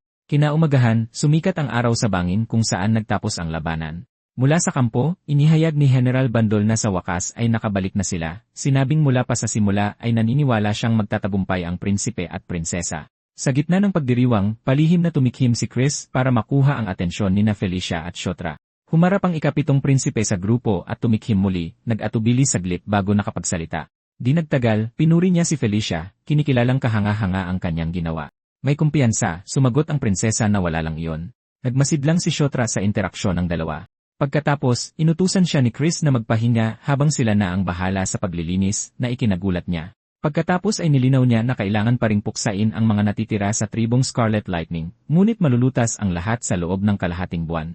Nang marinig iyon, tinanong ni Shota si Caitlyn kung nangangahulugan ba itong magkakaroon sila ng kalahating buwang bakasyon. Agad na lumapit ang prinsesa at bumulong sa kanyang tainga na walang magiging bakasyon. Dahil sa biglaang paglapit, hindi siya nakapagsalita. Sa huli, direktang sinabi ni Caitlyn na mayroon pa siyang kailangang ayusin sa kanya. Malayo sa kampo, nagsimula ang bagong gawain ni Shota sa isang liblib na kabubatan. Nakatanggap siya ng direktang suntok sa tiyan. Buong lakas na tumama ang suntok. Sa harap niya, binalaan siya ni Caitlyn na ayusin ang sarili o magdurusa siya sa kahihinatnan. Habang bumabagsak siya sa lupa, inutusan siya ng prinsesa na tumayo agad. Habang nakahandusay, naisip niya na ang pagsasanay ng Beast Fist Art ay brutal. Doon niya naintindihan na ang gawaing binanggit ni Caitlyn ay ang mismong pagsasanay na iyon. Sa unang 5 araw, ang pagsasanay ay paulit-ulit lang na pagtanggap ng suntok. Pagkalipas ng 1 linggo, nagsimula na niyang makita ang mga suntok ni Caitlyn. Dumating ang 11 araw ng pagsasanay. Ngayon, kaya na niyang sabayan ang kanyang mga galaw at iwasan ang kanyang mga atake. Nagkomento si Caitlyn na nagsisimula na siyang makasabay ng mabuti sa kanya. Sumagot siya na panahon na rin naman matapos ang lahat ng bugbog na tinanggap niya. Salamat sa matinding pagsasanay, umabot sa level 5 ang kanyang Beast Fist Art at Aura skills. Idineklara ni Caitlyn na mula sa sandaling iyon, handa na siyang simulan ang God Beast Fist Art. Pinuri niya ito, sinasabing hindi pa siya nakakita ng sinumang natuto ng ganoon kabilis. Nag-focus si Shota, determinadong ma-master ang lihim na teknik ng mga lycanthrope. Hinawakan ng prinsesa ang kanyang mga kamay at sinabing tuturuan niya ito ng bagong paraan para gamitin ang aura. Habang nananatiling mahigpit ang hawak, inutusan siya ni Caitlyn na huwag palampasin ang anumang detalye at sumunod ng mabuti. Sa isang tango, kinumpirma ni Shota na naintindihan niya. Nagsimulang magliwanag ang kanilang magkahawak na kamay dahil sa matinding enerhiya. Isang pagsabog ng aura ang sumiklab sa paligid nilang dalawa. Habang nakapikit, napagtanto niyang nararamdaman niya ang aura ni Caitlyn. Napansin niyang ginagabayan siya ng enerhiya sa paraang magkatulad ngunit magkaiba na nagparamdam sa kanya ng lalim ng aura ng higit pa. Naisip niya na kapag dinala sa sukdulan, ang aura ay nagiging kapangyarihan ng kaluluwa at pananakop. Para sa kanya, ang pananakop at pagpapasunod ay isang anyo ng mabangis at nangingibabaw na kapangyarihan. Habang lumulutang sa gitna ng enerhiya, nagtaka si Shota kung ito na ba ang tunay na aura. Sa gubat, dahan-dahang nagsimulang maglaho ang haligi ng enerhiya. Lumitaw ang mga notification, ipinapaalam sa kanya na tumaas ang level ng kanyang Beast Fist Art at Aura. Simpleng komento lang ni Caitlyn na kahanga-hanga siya. Isa pang notification ang nag-anunsyo na nakuha na niya ang God Beast Fist Art Level 1. Tinignan niya ang enerhiya sa kanyang kamay at nagmuni-muni sa kanyang mga bagong tagumpay. Ikinuyom niya ang kanyang kamao at pinakawalan ang daluyong ng kapangyarihan. Patuloy na umikot ang aura sa paligid nila ni Caitlyn sa maliwanag na bahagi ng gubat. Isang huling notification ang nagpaalam sa kanya na umabot na sa 14 na ang kanyang level. Habang pinagmamasdan ng isang misteryosong nilalang, idineklara ni Shota na mula sa sandaling iyon, tunay nang magsisimula ang lahat. Nanatili siyang tahimik, nakatago sa likod ng isang puno. Kinabukasan, ang kampo ng mga demonyo ay ganap nang naibalik. Sa loob ng isang tolda, nakaupo sa mesa sina Shota at Caitlyn.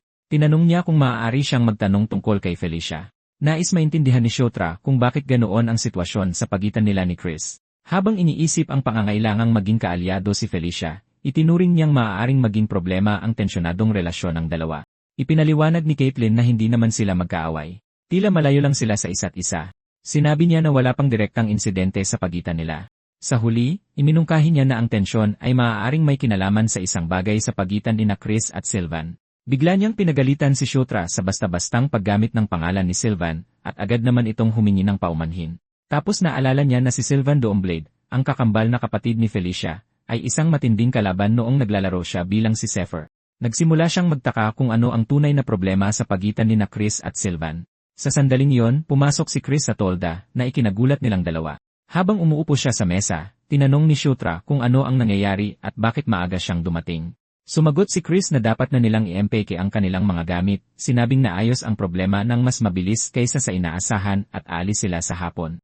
Nang marinig ang balita, gusto ni Shota na malaman kung saan sila pupunta. Idineklara niya na ngayong naayos na ang usapin, kailangan nilang humarap, syempre. Nagpasalamat siya sa mga prinsipe at prinsesa para sa kanilang pagsisikap at dedikasyon sa panahong iyon. Sinabi niyang inaabangan niya ang araw na muli silang magkikita. Sumagot si Shutro na hihintayin din niya ito. Sa harap ng grupo, tinanong ni Chris kung dapat na ba silang umalis. Inanunsyo niya na pupunta sila sa kastilyo ng hari ng demonyo. Ang marangyang kastilyo ay lumitaw sa ilalim ng pula at madilim na kalangitan. Sa loob ng isang malawak na silid ng trono, isang nag-iisang figura ang nanatiling nakaupo sa kanyang upuan. Ang figura ay natuklasang ang hari ng demonyo mismo, naghihintay sa kanyang trono. Simple lang ang paglalakbay pabalik sa kastilyo ng hari ng demonyo. Una, kailangan lang nilang makarating sa isang long-distance teleportation circle, at pagkatapos ay gumamit ng transfer magic para direktang makabalik. Ang biyahe papunta sa pinakamalapit na punto ay aabuti ng 3 araw nang walang anumang hintuan sa daan. Habang nakaupo sa harap ng apoy, pinaglaruan ni Shudra ang isang patpat at inaming medyo kinakabahan siya sa wakas na pagdating sa kastilyo kinabukasan. Inisip niya kung paano nahati ang kapangyarihan sa 3 pangunahing paksyon, ang sa pangalawang prinsipe na si Zephyr, ang sa unang prinsipe na si Baikal, at ang sa ika-4 na prinsesa na si Anastasia. Sa pag-aagawan sa trono, hindi mahalaga ang pagkakasunod-sunod ng kapanganakan dahil ang kapangyarihan ay nakabase sa kung sino ang nakalikom ng pinakamaraming tagumpay at nagpakita ng mas malaking kasanayan. Sina Baikal at Zephyr, magkapatid sa dugo, ay nagmana ng kapangyarihan ng Draconian clan ng kanilang ina na nagbigay sa kanila ng napakalaking lakas. Inisip ng binata na kung siya ang pipili ng tagapagmana, ang mas mahinahong si Baikal ang pinakamagandang opsyon, ngunit agad din niyang iwinaksi ang isipang iyon. Alam niyang wala nang saysay ang pagpiling ito dahil pagkatapos ng araw na iyon, lahat ay magbabago ng tuluyan. Determinado, naghanda siya sa kung ano ang darating. Ang unang hakbang ay itaas ang kanyang level hanggang sa kayanan niyang gamitin ng buo ang Earthquaker Gauntlet. Pagkatapos, balak niyang tuklasin ng husto ang bagong kapangyarihang nakuha niya, ang mga kabalyero ng hari. Sa pagsusuri sa skill window, nagulat siyang mapagtanto na gumagana ito tulad ng isang guild system na may mga bonus, pagsasanay, at kahit summoning. Tinabunan niya ang kanyang bibig sa gulat nang maintindihan niya kung gaano kalokohan ang abilidad na iyon. Habang nakangiti, iniisip kung gaano kalaki ang kanyang maaaring i-evolve, lumitaw si Kerak na tinatawag siya. Pinagalitan siya ng Orsi dahil gising pa, ipinaalala na kailangan nilang magpahinga para makaalis ng maaga kinaumagahan. Lumingon si Shotra na may ngiti at sinabing dumating ito sa tamang-tamang oras, binaliwala ang seryosong tono ng bantay. May kislap sa kanyang mga mata, inanyayahan siya ng prinsipe na makilahok sa isang maliit na eksperimento. Kitang-kita ang kaba ni Kerak at nagtanong kung tungkol saan iyon. Sa ilalim ng liwanag ng buwan, ipinatawag ni Shotra ang isang nagniningning na espada at tinawag ang makapangyarihang mandirigmang Orsi. Idinikit niya ang talim sa balikat nito at opisyal siyang pinangalanan bilang kanyang kabalyero. Isang asul na enerhiya ang bumalot sa katawan ni Karax na gulat na tumingin sa sarili. Nagkomento siya na kakaiba ang pakiramdam at idineklara na nararamdaman niyang tumataas ang kanyang katapatan sa prinsipe. Nagdiwang si Shotra sa tuwa, sigurado na ito mismo ang inaasahang resulta. Si Kerak, na nalilito pa rin, ay nagsabing maganda ang umapaw sa lakas, ngunit wala siyang ideya kung ano ang nangyari. Ipinatong ni Shotra ang kanyang mga kamay sa balikat ni Kerak at tinanong kung hindi ba niya nais maging pinakamalakas na Orsi sa buong mundo. Ipinangako niyang gagawin siyang isang Orsi Emperor na kasing lakas ng lahi ng mga dragon, na ikinalito ng bantay para tanungin kung maayos lang ba ang pakiramdam ng prinsipe. Lumipat ang eksena sa isang sinauna at malungkot na tor na itinayo sa gitna ng isang gubat. Makalipas ang 3 araw, sa wakas ay nakarating ang grupo sa malaking bulwagan ng teleportation circle. Nilapitan ni Chris si Shotra na may ngiti at tinanong kung dapat na ba silang umalis ngayon. Sumang-ayon ang prinsipe at naghanda para sa paglalakbay. Nagtipon sila sa mahiwagang plataporma, na di nagtagal ay nagsimulang kuminang ng malakas. Sa sandaling na-activate ang mahika, sinubukan niyang sumigaw na maghintay sila, ngunit huli na ang lahat. Si Shotra ay walang kontrol na inihagis ng daloy ng mahiwagang enerhiya. Bumagsak siya ng malakas sa kabilang panig, lubos na nalilito. Nilapitan siya ni Caitlyn at tinanong kung okay lang ba siya, nakatanggap ng positibong tugon, bagamat mukha pa rin siyang tuliro. Sa sandaling yon, napansin niya ang presensya ni Felicia. Isang grupo ng mga babae ang sumugod sa kanya, ipinagdiriwang ang kanyang pagdating ng may sigla. Napapaligiran si Felicia ng kanyang mga alalay, lahat ay nakangiti at masiglang bumabati sa kanya. Pinagmasdan ni Shotra ang eksena at naisip na mas mukha itong fan club ng isang celebrity. Samantala, lumapit ang mga tauhan ni Chris at Caitlyn upang batiin sila ng masaya. Nang mapansing walang sumalubong sa kanya, narinig ng prinsipe ang dalawa sa mga katulong ni Felicia na nagbubulungan. Sa pagtingin sa magkakahiwalay na grupo, sa wakas ay naintindihan niya ang kanyang tunay na posisyon sa loob ng kastilyo ng hari ng demonyo. Kahit na, nanatili siyang may kumpiyansang ngiti, tiyak na nangyayari ang lahat ng eksakto tulad ng kanyang inaasahan. Lumingon siya sa bantay at tinanong kung handa na ba ito sa kung ano ang darating. May determinasyon, idineklara niya na mula sa sandaling iyon, sisimulan nilang baguhin ang mga bagay-bagay ng paunti-unti. Ang Tor ni Siotra sa loob ng Marangyang Kastilyo ay isang lugar na ganap na inabandona at kinalimutan. Ang kanyang silid ay maalikabok, puno ng mga lumang kahon at nababalot ng agyo. Nagkomento si Kerak na maaari na nilang ilabas ang kanilang mga gamit doon mismo, at sumagot ang prinsipe na kahit papaano ay mayroon silang matutuluyan. Sumandal sa Orsi, sinabi niyang mayroon silang libreng oras hanggang sa opisyal na kaganapan kinabukasan, ngunit pakiramdam niya ay hinayaan silang mabulok. Sa sandaling iyon, ang mga katok sa pinto ay nagpalingon sa kanya, gulat. Isang babaeng nakapormal na kasuotan ang nagpakilala bilang si Flora mula sa opisina ng Real Estate Management ng Hari ng Demonyo. Kinuwestiyon ni Siotra ang dahilan ng opisyal na pagbisita sa ganoong abandonadong lugar, at ipinaliwanag niya na naroon siya dahil sa pagtaas ng kanyang public merit level. Inanunsyo niya na maaari na siyang pumili ng bagong tirahan, na labis niyang ikinagulat. Di nagtagal, nakilala niya si Isabela, ang pinuno ng Public Merit Office. Tinanong niya kung nasa tamang lugar ba siya para tumanggap ng bagong tirahan, at kinumpirma naman ito ng may ngiti. Pagkatapos ay binuksan ni Isabela ang isang mahiwagang panel, na nagpapakita ng na-update na status ng prinsipe. Dahil sa huling tagumpay, tumaas sa 5 ang kanyang merit level, na nagbigay sa kanya ng access sa mas maraming pasilidad at pagtaas ng kanyang buwanang bayad. Ipinaalam niya sa kanya na siya ang unang prinsipe na nakamit ang ganoon karami sa kanyang unang misyon, na nagpatulala sa kanya ng ilang segundo.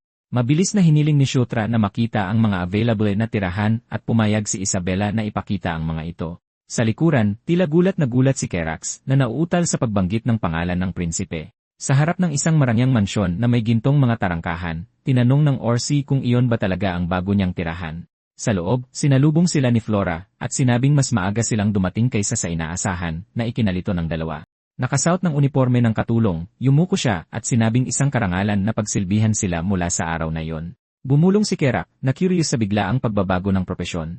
At ipinaliwanag ni Shutrot na kinuha niya ito gamit ang kanyang mga merit points. Hindi na siya nagbigay pa ng paliwanag, habang nagrereklamo ang Orsi na kung ano-anong kalokohan na ang sinasabi ng prinsipe kamakailan. Kinabukasan, lumipat ang eksena sa ibang bahagi ng kastilyo. Sa loob ng isang bulwagan, si Kerak, na nakasuot ng formal na damit, ay umamin na sobrang kaba niya na parang kailangan niyang magbanyo, at sinabihan siya ni Shutro na magmadali. Hawak ang isang kopa, nagreklamo ang prinsipe na nahahawa na siya sa kaba ng kanyang bantay. Lumingon si Shutra at pinuri sina Caitlin at Felicia, sinasabing napakaganda nilang pareho sa kanilang mga damit. Ngumiti si Felicia at inako ang papuri, tinanong kung sino pa ba ang maaaring pumili ng mga damit, at pinuri naman ni Caitlin ang kanyang pinili. Nasiyahan, sinabi ni Felicia na sulit ang lahat ng pagod. Ngumiti si Caitlin kay Shutra, sinabing maganda rin ang itsura niya at bagay na bagay sa kanya ang damit. Medyo nahiya, nagpasalamat ang prinsipe at isinauli ang papuri, sinasabing napakaganda rin nilang pareho. Natuwa si Caitlin sa komento, habang si Felicia ay tumango lang na may ere ng pagiging superior. Sa sandaling iyon, lumapit si Chris mula sa likuran, ipinatong ang kamay sa balikat ni Shutra, at tinanong kung ito ang kanyang unang seremonya ng audience. Nakangiti, tinuro niya ito at sinabing ngayon ang kanyang malaking debut, at hinikayat siyang ipakita ang sarili sa lahat sa kastilyo. Ngumiti pabalik si Shutra, sumang-ayon na may tiwalang itsura. Nang bumukas ang malalaking pinto sa harap nila, naisip niya na maaaring isipin ng ilan na ang kanyang mga nagawa ay puro swerte lang. Gayunpaman, alam niya na di magtatagal ay lahat ng mata sa malaking bulwagan ay mapupunta sa kanya. Naglakad ang grupo patungo sa trono na may seryoso at determinadong mga ekspresyon. Sigurado si Shutra na sa wakas ay papansinin na siya ng lahat doon, ang walang kwentang prinsipe na dati nilang hinahamak. Habang papalapit sila sa trono, si Chris ang unang lumuhod at nagpakilala, formal na ipinakilala ang sarili sa harap ng dakilang pinuno ng kaharian ng mga demonyo. Nakaupo sa kanyang marangyang trono, tahimik na pinagmasdan ni Haring Demonyo Mitra ang grupo. Isang opisyal sa kanyang tabi ang nagdeklara ng pagsisimula ng ulat tungkol sa mga nagawa ng mga prinsipe at prinsesa. Tinitigan ni Shotras ang anyo ng kanyang ama, at may bahagyang panginginig na napagtanto niyang may nakalimutan siyang isang mahalagang detalye. Ang hari ang kaisa-isang tao sa kastilyong iyon na hindi dapat maliitin. Sa sandaling iyon, isang napakalakas na pressure ang tumama sa kanya, na nagpadilat sa kanyang mga mata. Ang mismong presensya ng hari ay pumilit sa kanya na lumuhod, pakiramdam niya ay madudurog ang kanyang katawan anumang sandali. Isang boses ang lumitaw sa kanyang isipan, inuutusan siyang manakop. Umalinggaw ang alaala na nagpapatunay na isa rin siyang hari. Tinitigan siya ng Haring Demonyo na may maningning na mga mata, at inutusan siya ng boses na lampasan ang tingin na iyon. Habang nakangiwi ang mukha sa pagpipilit, pinilit ni Shutro na tiisin ang pressure, at dominahin ito gamit ang sarili niyang kalooban. Isang gintong aura ang sumabog mula sa kanyang katawan, itinutulak palayo ang kadilimang nakapaligid sa kanya. Sa kanyang mga matang nagniningning ng husto, naunawaan niya na ito ang tunay na kapangyarihan ng pananakop. Pinanood siya ng haring demonyo na may bahagyang pagkagulat na ekspresyon. Mula sa taas ng trono, tinawag ng pinuno ang kanyang pangalan. Si Felicia, Chris, at Caitlin ay nakatitig sa kanya, lubos na nagulat sa kanyang katatagan. Iniangat ni Shotra ang kanyang ulo, habang nakaluhod pa rin, at diretsong sinalubong ang tingin ng kanyang ama. Pagkatapos ay ipinahayag ng haring demonyo na sabik niyang hinihintay ang kanyang mga susunod na pananakop.